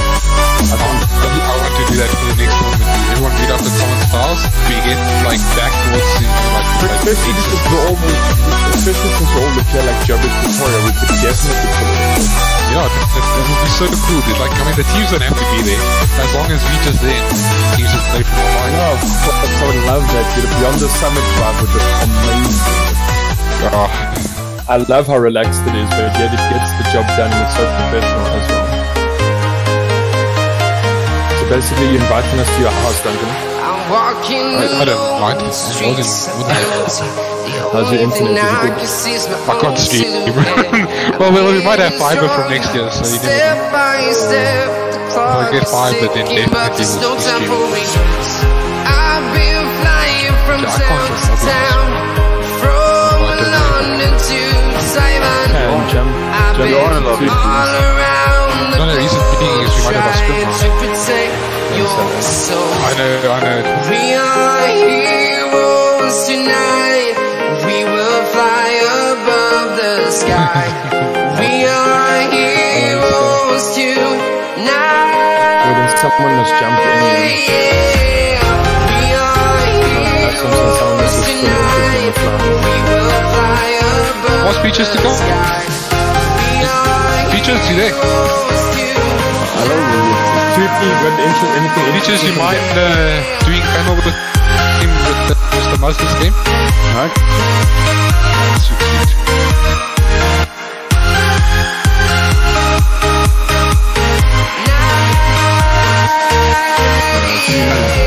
Takes me back there, Tutu. Takes me back. I'm asking you questions. So, Peter, it's just some things that you can probably mention this game. Is just say shit like, you think Haze should probably stick to their drops in game 1. It really worked out for them. Game 2, they did something different which didn't work out. So, you think they should stick to their strong points, go back to game 1 strategies. Also mention, you guys can mention because win rate so high on backup maniac. Above the sky, we are heroes tonight. Maybe like in 10 minutes. Yeah, we are heroes tonight. We will fly above the sky. Good luck, gents. We are heroes. And welcome back, ladies and gentlemen. That was an tight game 2 from both sides, coming into game 3 of our grand finals of the Shadow Cup. Man and senior squad had a sterling game. So did Haze. The Kunka played amazingly. Both sterling games. I think the Weaver ended 18 at the end. Petrus, how you doing, buddy? That Weaver really took out that that Necro. Yo. No, unfortunately, that Necro did feel the pain into that game. I mean, that Weaver kind of took about 7 kills in the first 7-8 minutes. So they really did hit him hard. The Necro ended up falling 17-18 times there. Yeah, and not even his ghost shot helped him there. I mean, Weaver just throws that ability on him and he just eats him up a lot. Yes, no, you're telling me. So game 3, it's going to be exciting. You think Haze able to pull this back? Maybe a bit of the captains got to chat in the changing rooms and they're just getting sucked up. Yeah, I think up until now, Haze hasn't had a proper challenge from all the other teams, and I think this type of game against senior squad is it's a whole new different type of experience for them. So I think they're gonna have to bring their game up. Yeah, no, I think for both these teams, maybe the tournament was nice and easy games. Not so much easy, but they were just able to run through the game and really just test the metal against them. And like you said, I think Haze, sure, they had quite a decent tournament and they actually got through to the final quite comfortably. Yeah, I mean, they haven't lost a single game up until tonight so far, but we'll see what happens. And that Kunka, that was amazing. That knows how to play that hero. Yeah, no, the Kunka had a sterling game. Everyone pretty much had a decent game. The Shadow Shaman picked up that Ulti Scepter, which is great. Helped push those towers like it's no man's business. Yeah, I pushing team. Even regarding team fights, I think I just shut them down at Bane. And while they were doing that, the Shadow Shaman was just pushing. He was playing objective gaming into the. No, that's it. As we just wait in a couple, we just wait in a couple minutes for our teams to return. They're obviously just taking a little bit longer than all their smoke breaks, so we'll just give them a couple more minutes just to get back into game. I think after those 2 games, I just really need a smoke break. Yeah, just a nice quick nicotine hit just to help them through to this next game. But Haze could stick possibly back to their first game draft, maybe stick to basics, ban out get some of these respect bans out that they didn't like. 100%. I feel that this second game they just did, the draft was a bit different than all the other games. I mean, I would like to see, they mid on Invoker again, because he's quite good with Invoker. I'm not sure why they're not playing him, but I mean, the yeah, was but they were also bad. But he played King in the last game. Yeah, and it's good to see that this players are versatile and that he wasn't even a mid, and that Archangel can go mid if he needs to. No, 100%. The drafting, like I said earlier, I think it could have been a bit better. Yeah, and it looks like both our teams have rocked up at the lobby, and we should be ready to go. Yeah, can't wait for Game 3. It's going to be amazing. It's actually been quite a successful Shadow Cup, our first tournament that we were hosting, and it's actually been really decent. And just the teams that have come out have showed good spirit and sportsmanship, and we've had some really good games this past week. No, 100%. I just want to give a shout out to everyone viewing. It's amazing the support we get, and it gives everyone, all the teams, that exposure, and people get to know these teams. They do exist. It's not just your average everyday pro team. No, we exactly in South Africa we see all your Sinister Fives and Elite Pros and White Rabbit games and Goliath, taking the headlight and the stage all the time. So it's really good to see the small amateur teams giving them exposure, showing us their medal, and just playing some. Yeah, 100%. All right, guys. So we are going to be jumping into our draft for game number 3, Haze vs Senior Squad. It's been exciting up until this point. Peaches, you enjoyed all the games? Yeah, no, yes. I mean, it's been an amazing tournament, like you said, and I'm very, very, very keen to see what happens in this game, because this is basically make or break. They have to. I mean, I'm pretty sure they're knowing, them. No, of course, and I mean, possibly Haze spoil us to a game 5. They got to win this, then they have to win game 4 just to make a possible game 5 and to win this whole series and tournament, which is crazy. Crazy to do, though. And so, first Fane bans, we have the Silencer out yet again. Teams do not like this hero. He's just so good silencing everyone's abilities. Phoenix out yet again. No one's picking him up. Mirana out yet again. Earthshaker out yet again. So just following the patterns, these teams have they like to ban the same heroes game after game. Yeah, I see that. I see Senior Squad really do not like Silencer and... No, and that's Phoenix. That's the thing. That's the thing. Silencer and Earthshaker have been banned almost our whole entire tournament, and it just shows you kind of in this bracket and this metaphor, kind of say these sub 3K players, sub 4K players, they just dislike Silencers and Earthshaker. No, if they don't ban Invoker, I think they might take him. I'm not too sure, but I'm pretty sure they will. I would love to see Muse picking up either an Invoker or Storm Spirit. He's played that hero amazingly this whole tournament, and kind of sometimes you got to give your cause their strength heroes just to pull it out the bag. They banned it. See, they're very scared of his Invoker. See, of course, exactly. But that's the thing. They've had 2-3 days to do their research, and they know Muse has really got a solid Invoker. Mm-hmm.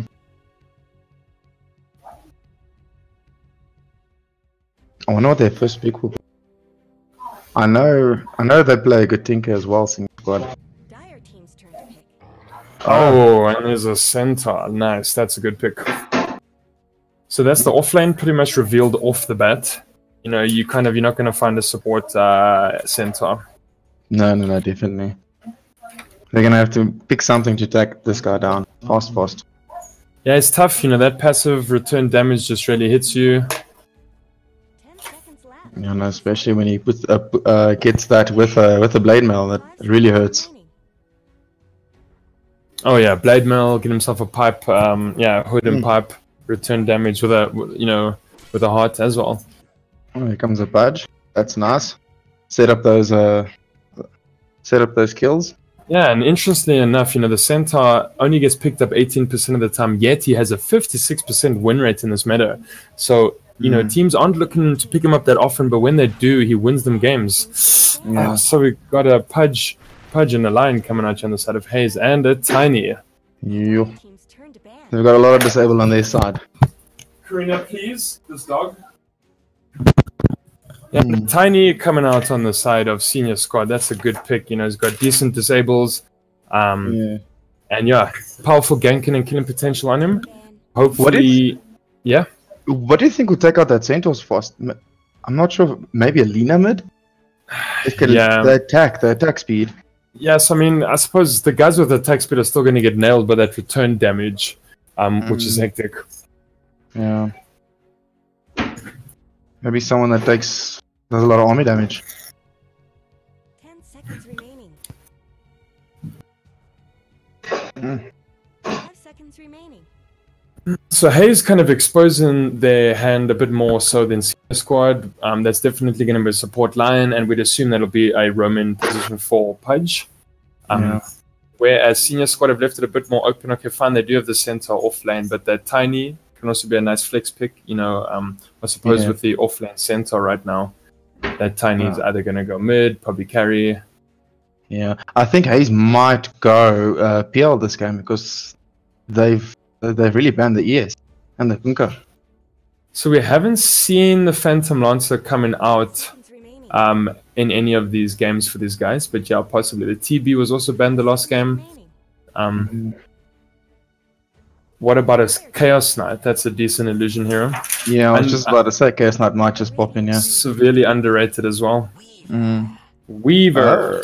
They take up the Weaver this time.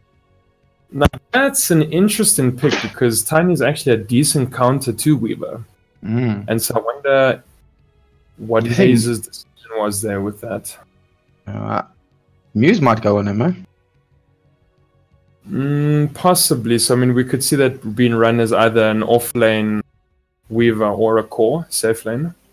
And a possible Muse pick. I mean, if he, plays it as well as his safe lane Monkey King, that's going to be a decent play. 100%.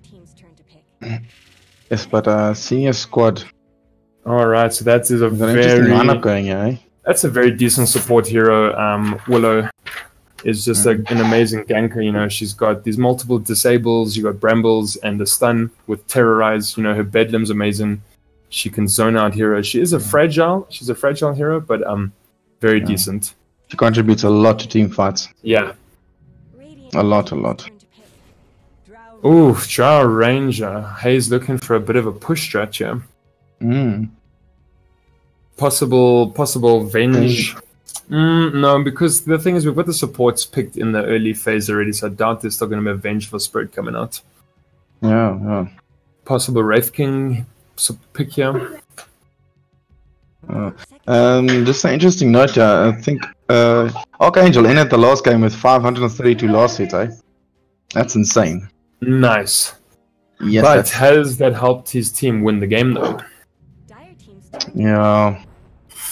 Oh, and a bit of a rough time. Oh, there's the Peaches. Your Phantom Lancer has come out. There we go. So, unfortunately, Haze are going to miss that pick. And, Senior Squad are taking advantage of the Earthshaker being out the pool with an Ursa out the pool as well, just to pick up that PL. And as they should pick up a Medusa now, eh? Yeah, and, as we know, Phantom Lancer is a crazy big hero. Yeah. But will they, though? That'd be nice, though, because you have the Drow there as well with that global. So on the size of Haze, we've got a few successful heroes. This Drow Ranger has a 51% win rate. The Pudge also has a 51.2% win rate. So there's definitely a high percentage on the size of Haze and the heroes they're choosing. No. Yeah, this next pick. Oh, they're banning now. Yeah, so Axe got banned out, which is a decent counter for their Phantom Lancer. So that's a good offlaner to deban. Plus, they know Haze are still looking for an offlaner if it's not going to be the Weaver. Terrible.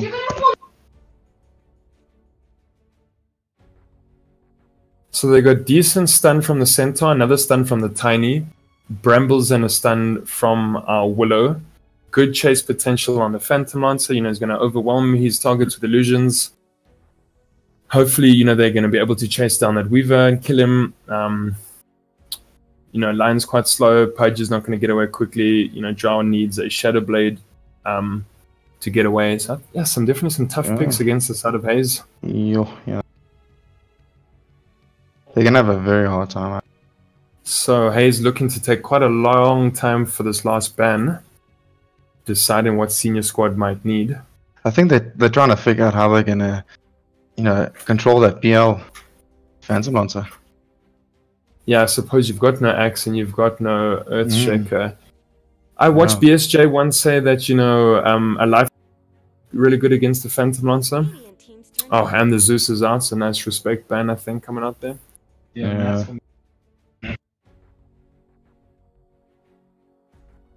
They are. So you think Haze just need to play all out in this game and give it their best? Give it horns, so to speak? Yeah, I think so too. They got caught out a lot though in the last 2 games. Yeah, sometimes team fights can change everything, and also those rush fights are crucial. No, definitely. If you don't have your wards up, yeah, exactly. The vision game is very important. They had a winter wave in that's gonna throw down a curse. Big blink here is jumping in. I'm very curious to see what they're gonna. Are they still bending? Ember Spirit into Jakiro, so they still were looking for that last support. So that's actually going to be a core Tiny picked up. Possible Tiny mid with the Phantom Lancer safe offlane. Correct. Yes, if Haze get caught on all that, disable and stun, it's going to be very bleak. No, it's going to be huge. I mean, we've got the Ice Wall coming down from Jackie, Brambles from the Willow, stun from the Tiny, a nice blink and stomp, illusions all over the place. It's actually going to be a tough game from Senior Squad. I really feel that Pudge pick. That I don't agree with the Pudge pick. Not against their team. Oh, and Storm Spirit just to jump into the background and get away. Yeah, Storm. So yeah, hopefully there is quite a lot of lockdown on the side of Senior Squad when Haze pick up a Storm, but hopefully he's going to be able to get away and just make the most of it. Yeah, the problem is if Pudge hooks any one of them except for PL, man, they all can just get away, stun, freeze. No, that's it. Peaches, who you putting your money on to win this game? I've been supporting Haze this whole tournament, but I'm still gonna stick with him. Actually, I'm gonna support the boys. They've got a nice lineup. No, that's it. I think stick to your guns. Give Haze the benefit of the doubt. I think they're going to be fighting hard for game 3, and hopefully they take us all the way to a game 5 in the series. 100%. All right, ladies and gents, and we're going to be throwing you over to our team of Shippy and Toothy. Over to you. Alright guys, that is the Twitch stream that's up, but we are all on YouTube, so pretty awesome. Can't wait for this game to get started. Quickly before we get going, just a quick shout out there to Dr. Mujaji, as well as Murray Walton, Louis van Rensburg, Wesley Null, those guys that has joined us online. And basically one away from 140 subscribers. Woo! Can't wait. But yeah, now that I got that out of the way, let's get into all of the action. We've got Phantom Lancer being played by Uncle Fook, Centaur Warrunner by Penace, then Tiny by Blackout Maniac, Jakiro by Big Nigma, and then Dark Willow is going to be played by IR NVU. On the other end of the map, from the side of Haze, we do have Equinox. Storm Spirit is going to be played by Muse. Weaver by Godfather. Then we've got the Drow Ranger by Archangel. And then finally, Lion will be played by Crossfire. Now, this could be the last game we see tonight. We could have a continuation in terms of what is going to happen here. But Senior Squad has been looking very good. Uncle Fook doing exceptionally well on all of the Euros that he's played tonight. And not to take away from Big Nigma, he himself has played very well. Oh! I don't think that was meant to happen. That hook, Weaver just couldn't capitalize on picking up the bounty. And unfortunately not able to do anything, but managed to get Weaver out. We've got Tiny and Storm Spirits in the mid lane. At the top we've got Centaur, who is solo. No, he's not. He's closely followed by Willow. Just ward out of range of the sentry. But at the bot lane, Uncle Fook taking a hell of a lot of damage from Godfather. Jakiro has to work very hard here to keep him alive. He is going to run very close to that tower. But yeah, Jakiro is going to have to work exceptionally hard here just to manage to keep up to the Weaver.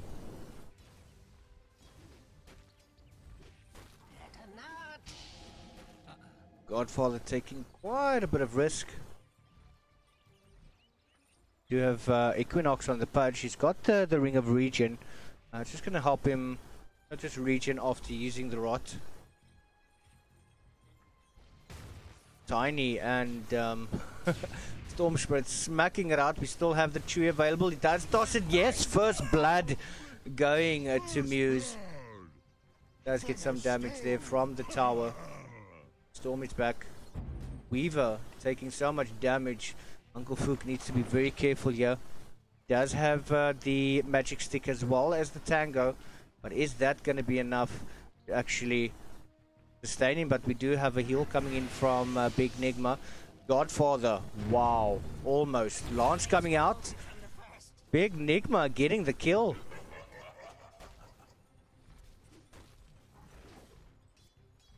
Fook doing very well. The support from Big Nigma is absolutely stunning. Dark Willow is definitely having a bit of a run here, trying to get out of the vision, but the creeps do scout her out. Ping coming out there now. Stun misses completely, and the TP from IR NVU, he's going to get away, and yeah, going to avoid any further damage. Pudge is here, just trying to harass as much as possible.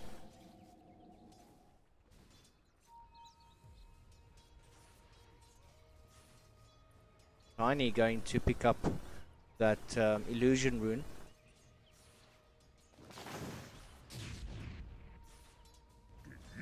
Fook still taking a lot of damage. Godfather, is he going to be able to get it down? We do have the lance coming out. Still have 3 seconds before the Sukuchi becomes active. And Uncle Fook is going to fall. Weave your fate. At the top lane though, we do have the Brambling Maze that's activated. Crossfire running into a world of trouble as well as the stun. Crossfire could potentially go down here. Does manage to stun the Centaur, but no. Still going to go down. Beautiful kill going there to the Willow. And Tiny actually managing to kill a Pudge in the mid lane.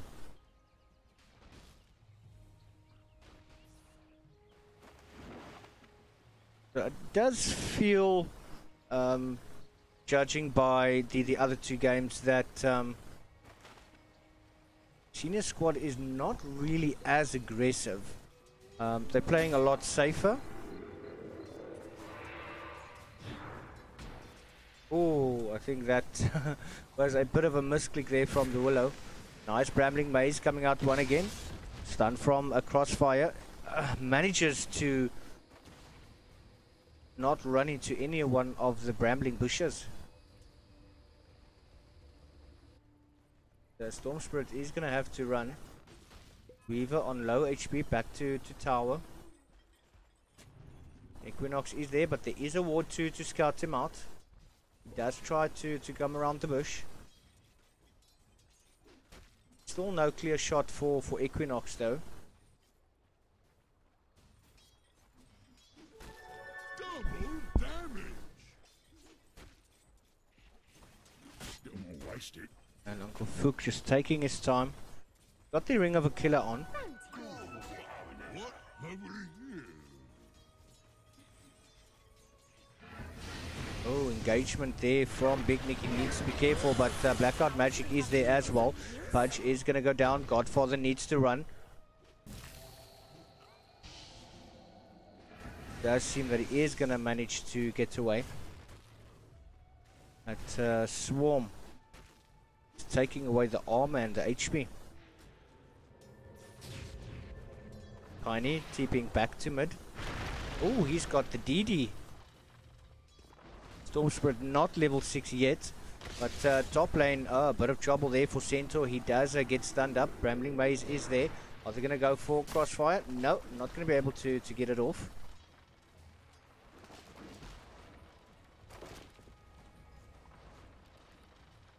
Archangel with a double Wraith Band and the Ring of Basilius in stash. IO NVU quick with those boots. So, how much is the purse you got for winning an Omex? Bottom lane, Equinox. Seems that Jakiro seems to be hunting the Pudge. But, oh, Muse has to use the jump to get away from Tiny.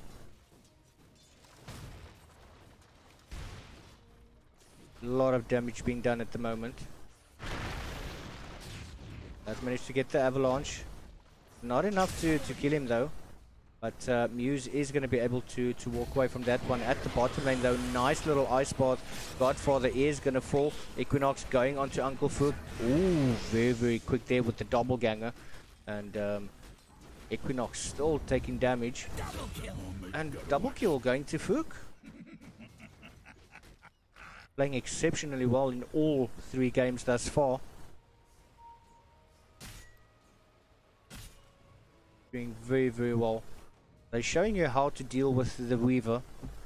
Getting that lockdown. Top tower deserves just as much help as bottom.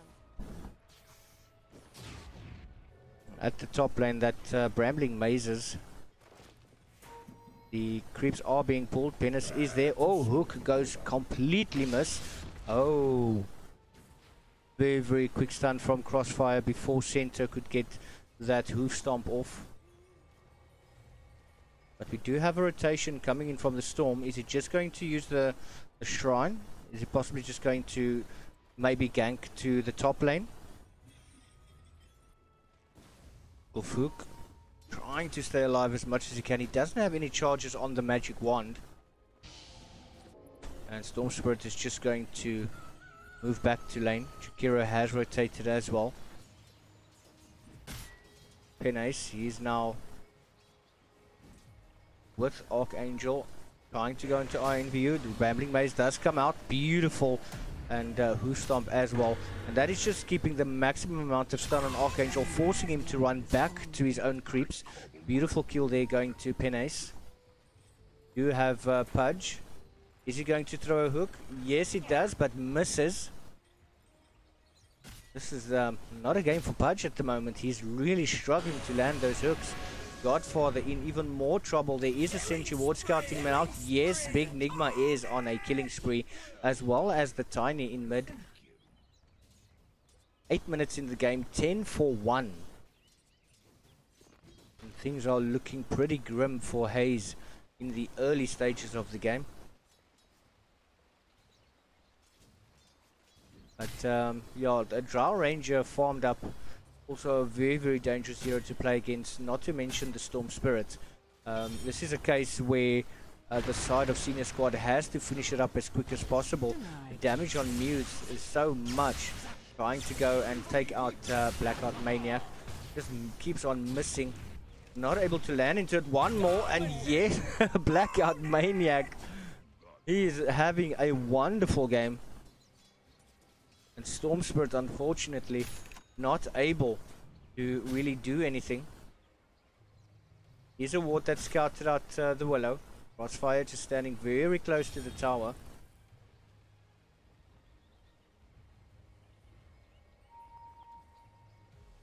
That Cursed Crown definitely did its work early on. Weaver definitely struggling. Equinox is unfortunately not having a very, very good game. Only got the Ring of Regen. His boots are in stash. He doesn't have it with him. Another Brambling Maze going on to Zhao. That's the Curse Crown as well. He's just going to run into the tower, and they're not going to follow him into that one. Now that the spells are on cooldown. Oh, Lion just stopping in front of that maze.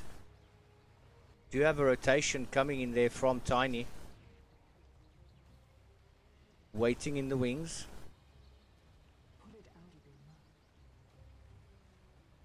He's going to be spotted out. He has already been spotted out. Storm Spirit is there. So far, Storm Spirit has not been able to kill the Tiny as yet. Does pop that haste. Is he going to run into that one? Wow, look at that. Stampede coming out. Archangel in the world of trouble. Tiny giving a chase now. Wow, look at Lion catching some airtime. And beautiful mega kill going there to Tiny. Absolutely brilliantly ganked. And Storm Spirit said he wants no part of that. At the bot lane as well. Fook getting a double kill. Doing very, very well there. Dire's bottom tower needs some help. Not that much damage coming through. But Senior Squad doing absolutely brilliantly. 11 minutes in that tower. In the mid lane though, Muse. Oh, there is Tiny jumping in. Misses the avalanche. Storm Spirit was very quick on those fingers, but now Penis is in trouble. He doesn't have the Stampede. 30 seconds trying to juke his way through the tree line. Equinox has 17 seconds before the hook becomes available. Not going to be able to... No, he is going to be able to survive. There was no hook available. Not going to be able to catch him out of that. And unfortunately, he is able to escape the grips of the Drow and the Pudge.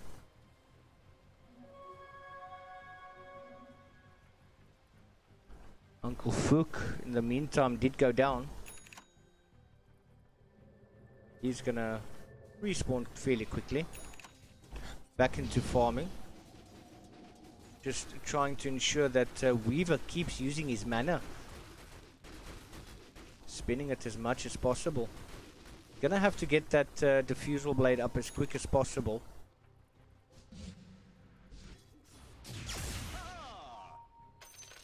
Is a ward scouting out the Tiny, but oh, look at the engagement right now. Archangel in a world of trouble. Brambling Maze coming out, and Penis is going to take full advantage of that. Crossfire needs to back away before he gets caught into the crossfire. Fitting name.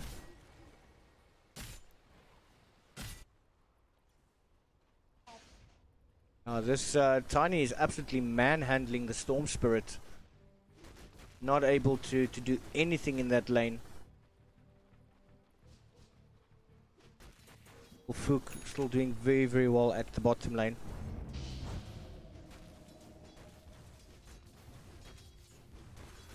Dire have fortified their Jumping onto Godfather. He does have the diffusal blade. So when he's going to start smacking away, he's going to take all that mana. But now the engagement is real. Beautiful ice path. Storm Spirit does get into that one. Does get stunned up beautifully. Fear coming out. Beautiful dominating streak coming in from the Jakiro. Godfather's also there, but he's running inside the Macropire as well as into that Brambling Maze. Now Equinox trying to capitalize on that. We don't have the Stampede available. Just look at all of those spells. Dire's bottom tower is being chipped away. That Terrorize working beautifully, but yeah, I think too many casualties. And just look at Uncle Fook. He says, well, you're going to go there, I'm going to fight here. Pushing those towers. Wow, beautiful, unstoppable kill there. Going to Tiny as he takes out the Lion. He's so super squishy. Do have actually does have the hook available, as well as Weaver. Weaver standing on the sideline, trying to go on to Drow.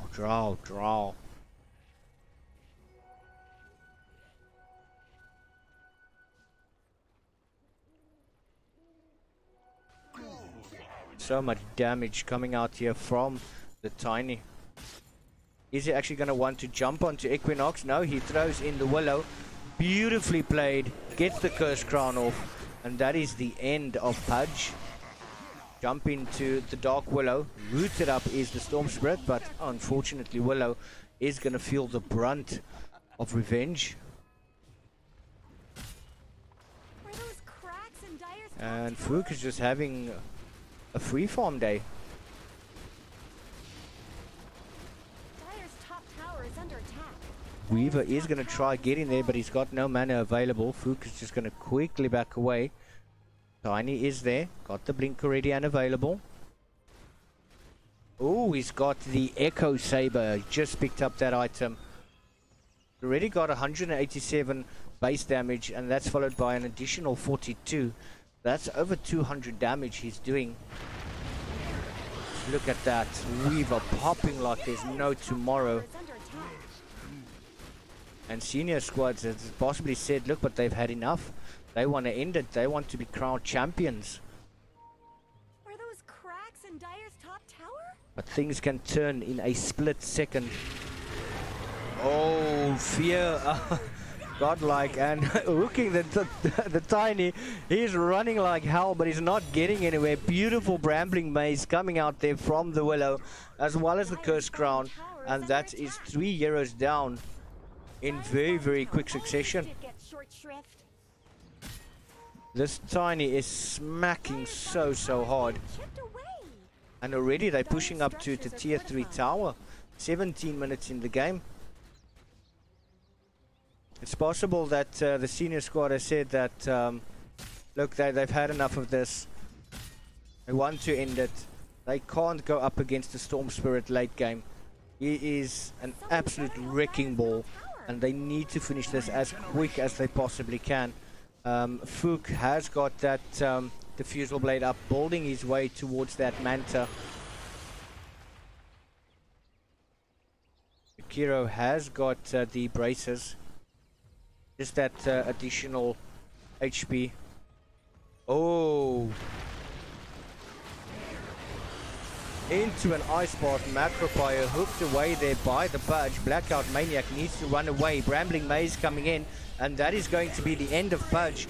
Weaver is still trying to fight it out. They do almost manage to catch. The Storm Spirit hasn't had that much mana. Oh, Uncle Fook. He manages to actually escape. But yeah, Muse does catch him in the corner of his eye. But now Muse does not have any mana left. He is going to be taken out there. As well as Weaver, who's taking so much damage. But is he going to be able to take down Penis? Yes, he does. Now Crossfire getting back into the action. Big Nigma. He's in a world of trouble. They can see him with that Swarm body blocking coming in. They want Godfather to get that kill. So he manages to get the double. And that was very well played. Just look at the damage done, more or less equal on the same line. The XP exchange though, more than double. And the gold, 300 versus the 3k. Haze is trying their utmost best to get into the game. But this Tiny is so quick with those fingers. Blink, Avalanche, Toss. Got the Echo Saber, just that additional love taps. Takes you down very quickly. Weaver does have the Dragon Lance up, so that's just additional range for him. But yeah, the side of Senior Squad, yeah, are we building into the Shadow Blade as well?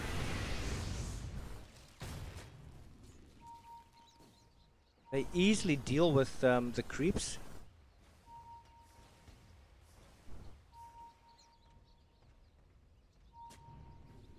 Oh, beautiful D-Ward coming in from Big Nigma. Radiant's top tower has looked these two wards very close to each other. Haze knows exactly where they are. Radiant's top tower is under attack. Big Nigma still has a sentry ward. Hasn't popped it down yet. Are they actually going to run to it? Stampede is available. Are going to Stampede. Who are they going to catch? Muse. Oh no, they're going to manage to catch the Lion. All that damage coming out. Archangel managing to survive that. But is it going to be enough? Blackout Maniac. Oh, he manages to get the drow. But Storm Spirit also going to fall in that engagement. Equinox, he's in a world of trouble. He's going to take so much damage. Double kill going to the Jakiro on the support. Big Nigma has played a crucial part in the side of Senior Squad. He's done absolutely phenomenal. His warding has been exceptional. The de-warding has been brilliant. He's always had either a sentry or alternatively an observer ward with him. Lion is actually going to TP into that one. Does manage to get the finger of death off, but it's not going to phase the centaur that much. Quickly blink as well as the hoof stomp, and just look at that damage. The Brambling Maze coming through as well. That's going to be the end of Lion. There's no reason for him to actually go in there. Radiant's top tower deserves just as much help as bottom. Oh, things are not going well. 21 minutes in the game and it's already 33-13 with the 14,000 team net with lead, and that's all in the favor of Senior Squad.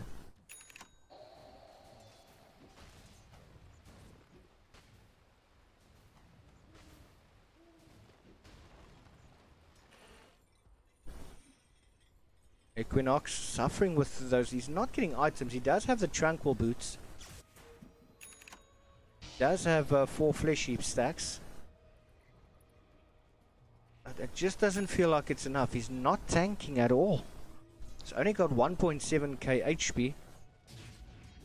I mean, the Centaur's got 2.5. That's sure quite a bit.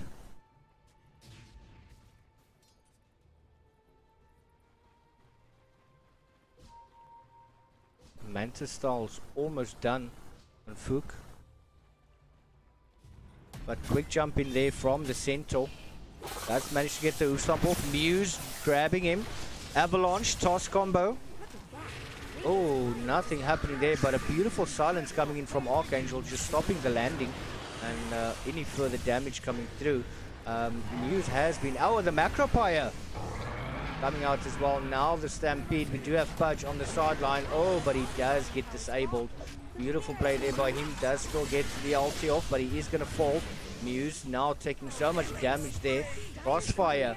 Is he in trouble? Yes, he should actually go down. And everyone's now trying to jump onto Phantom Lancer at the bot lane. Silence coming out. He's not going to be able to survive this one. And Haze fighting back with everything they've got. Beautiful plays. And that damage counter is just rising and rising.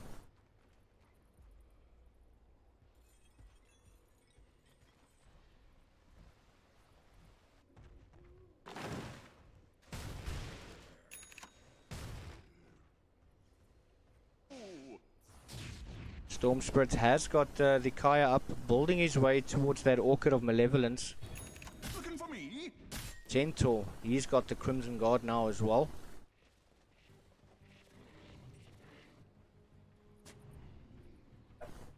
And Haze just trying to avoid any sort of gank, moving in a group.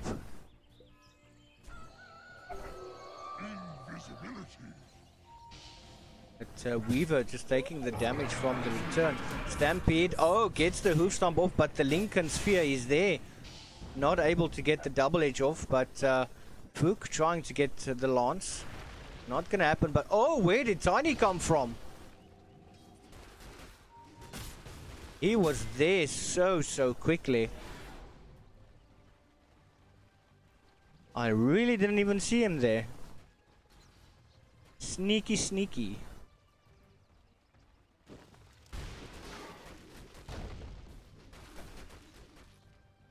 Still, we've got Haze bunching together. Not really getting that much experience. That's definitely working against them. Rod of Atos on the Jakiro.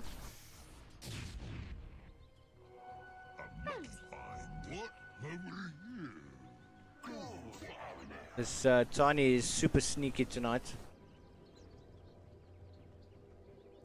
Courier is down, so I don't think he's going to be able to get that Shadow Blade before the timer ends.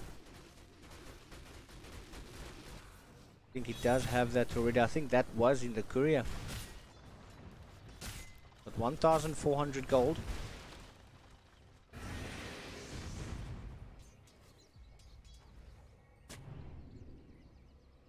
That ward has been scouted out quickly. Muse jumps onto Willow.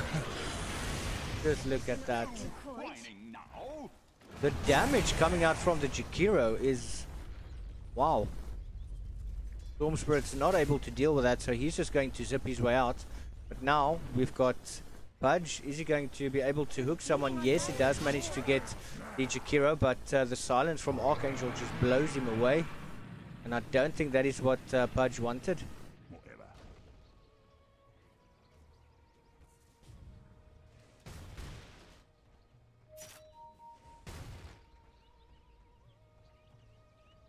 Now things are looking pretty grim for the side of Haze. We do have the Mantis Style on the Phantom Lancer now, but he's going to run into 2 heroes. He didn't know that Storm Spirit was on the way. He should... oh, manages to get the doppelganger off. But he's going to pay the price.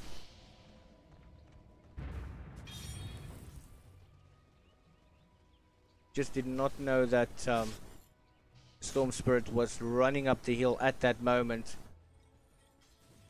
And he should be pretty upset with himself. Just look at Black Maniac.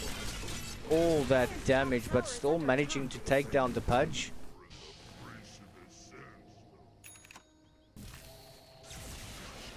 Storm Spirit jumping in now as well. The silence going up onto Tiny, but he does quickly manage to dual scepter. Oh, Willow. Sneaky, sneaky Willow. Storm Spirit still there. The fight still continuing. Beautiful little ice bath. Now the silence coming in from the Drow Ranger. So much damage. He's going to try and frost arrow them down. Going on to Jakiro.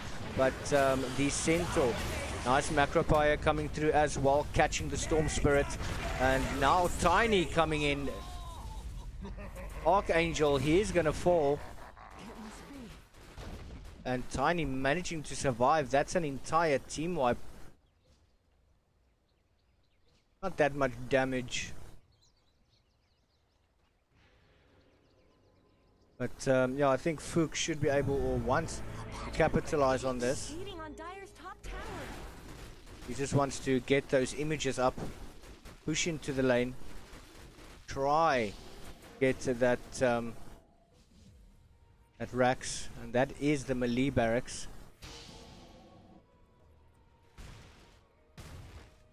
Black Magic hits so hard. It's doing almost 300 damage. There's no point in actually glyphing that tower. Dire's top tower is gone. Just a cold fog left behind. A tier 2 is not as important as a tier 3.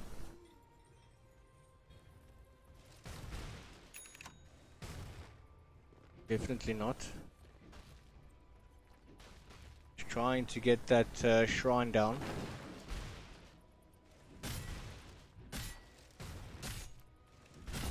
Yep, that does go down.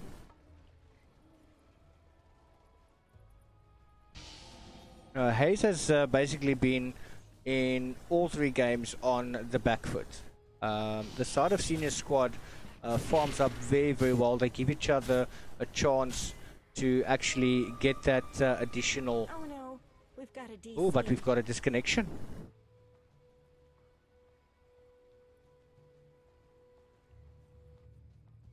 It just gives me a chance to go through the items. Phantom Lancer with that Diffusal and the Manta. Centaur Warrunner building his way to the Shivers. Tiny has got that Shadow Blade up, building his way to the BKB. Jakiro with the Rod of Atos as well as the Aether Lens. Dark Willow has got the Yule Scepter up as well. And that very important mana boost, Spuds with the Force Staff. I think he's just struggling a bit getting enough gold for the Blink. The smaller items just to get him somewhere. Storm Spirit with the Orchid and the Kaya. Weaver still has the Lincolns with the Dragon Lance. Drow, Force Staff, as well as the Maelstrom and the Mask of Madness. And Lion with that Tranquil Boots.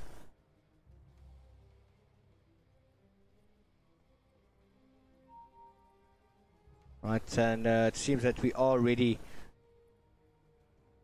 to resume, and we are back into the action. Let's get on with it.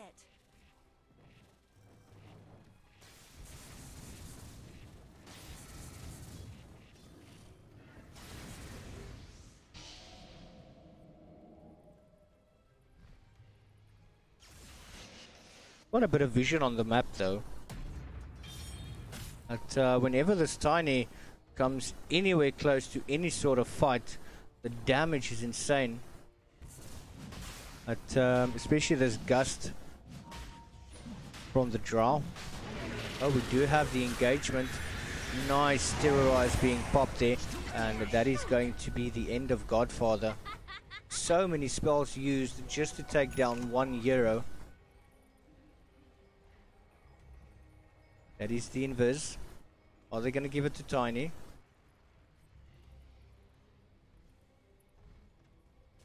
Tiny's going to bot it very, very quickly. The damage output of him is absolutely insane. He's doing over 300 damage.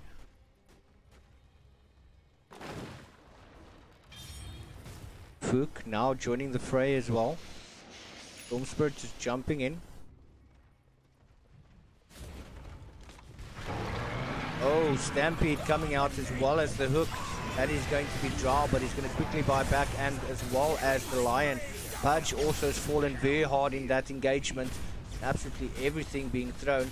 Gust coming out there from the Drow, but he's not going anywhere close to that. The Brambling Maze has landed onto Tiny, but the quick avalanche and toss combination is going to end that for him. Muse doesn't have that much mana. He's in trouble now.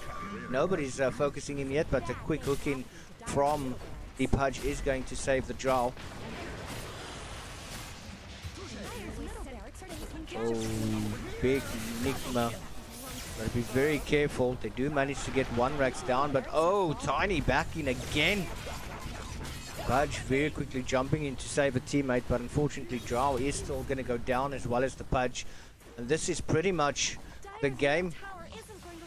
There is no way that Haze is going to be able to survive from that one. We do have buybacks coming in left, right and center. And that's all been spent. And are we looking at the champions trying to make their mark? They really want to be crowned.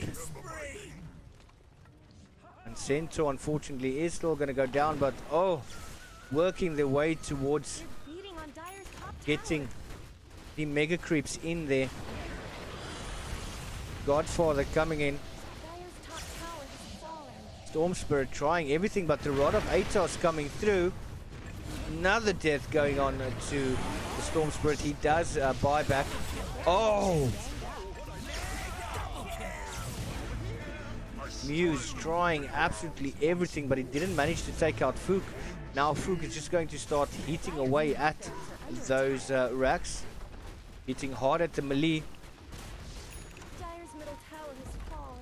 Willow coming into play now as well, but Storm Spirit trying absolutely everything to keep them from that tower, zipping absolutely everywhere. Those static remnants. And they're going for the throne. It's going to be, oh, senior squad, but the fight is happening now. Pudge, Gust. Oh, if quick forced off there. Drow Ranger, they're trying to smack away, but GG. And these are your champions. Well played by senior squad. They've done absolutely beautiful, and they've gone through so many teams to get to this point, and you guys have witnessed it live tonight. It was a pleasure casting for you guys. Thank you for joining in. It is your boy Latre. I'm going to hand you over to the casting panel, so I do hope that you guys enjoyed the match. It was absolutely brilliant.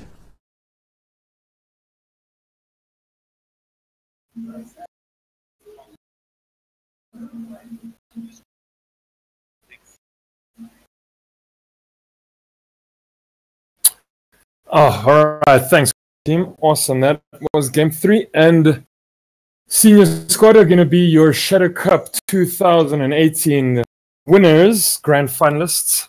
They take the series convincingly. 3-0. Yes, man. Toothy, how are these games?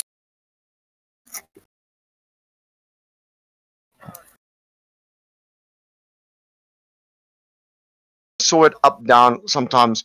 Especially in this game, we saw the graphs tipping up and down with senior squad. They had the good draft, all right? The draft was leading a bit in the beginning on win probability, but then it started falling down to Haze here, say 8 minutes into the game. It dropped down into the favor of Haze and it picked back up right at about 13 minutes. So these guys were constantly making sure, okay, we just lost let's regroup and take the next point. And that's what they did. They would go push a bit, lose a fight, fall down, pick back up, and that's exactly what we saw here from senior squad, and they outplayed. Yes, and Uncle Fook really almost took a small back step to his center top. Penis going 11 for 5 for 18 and 9 for 5. How instrumental victory. Well,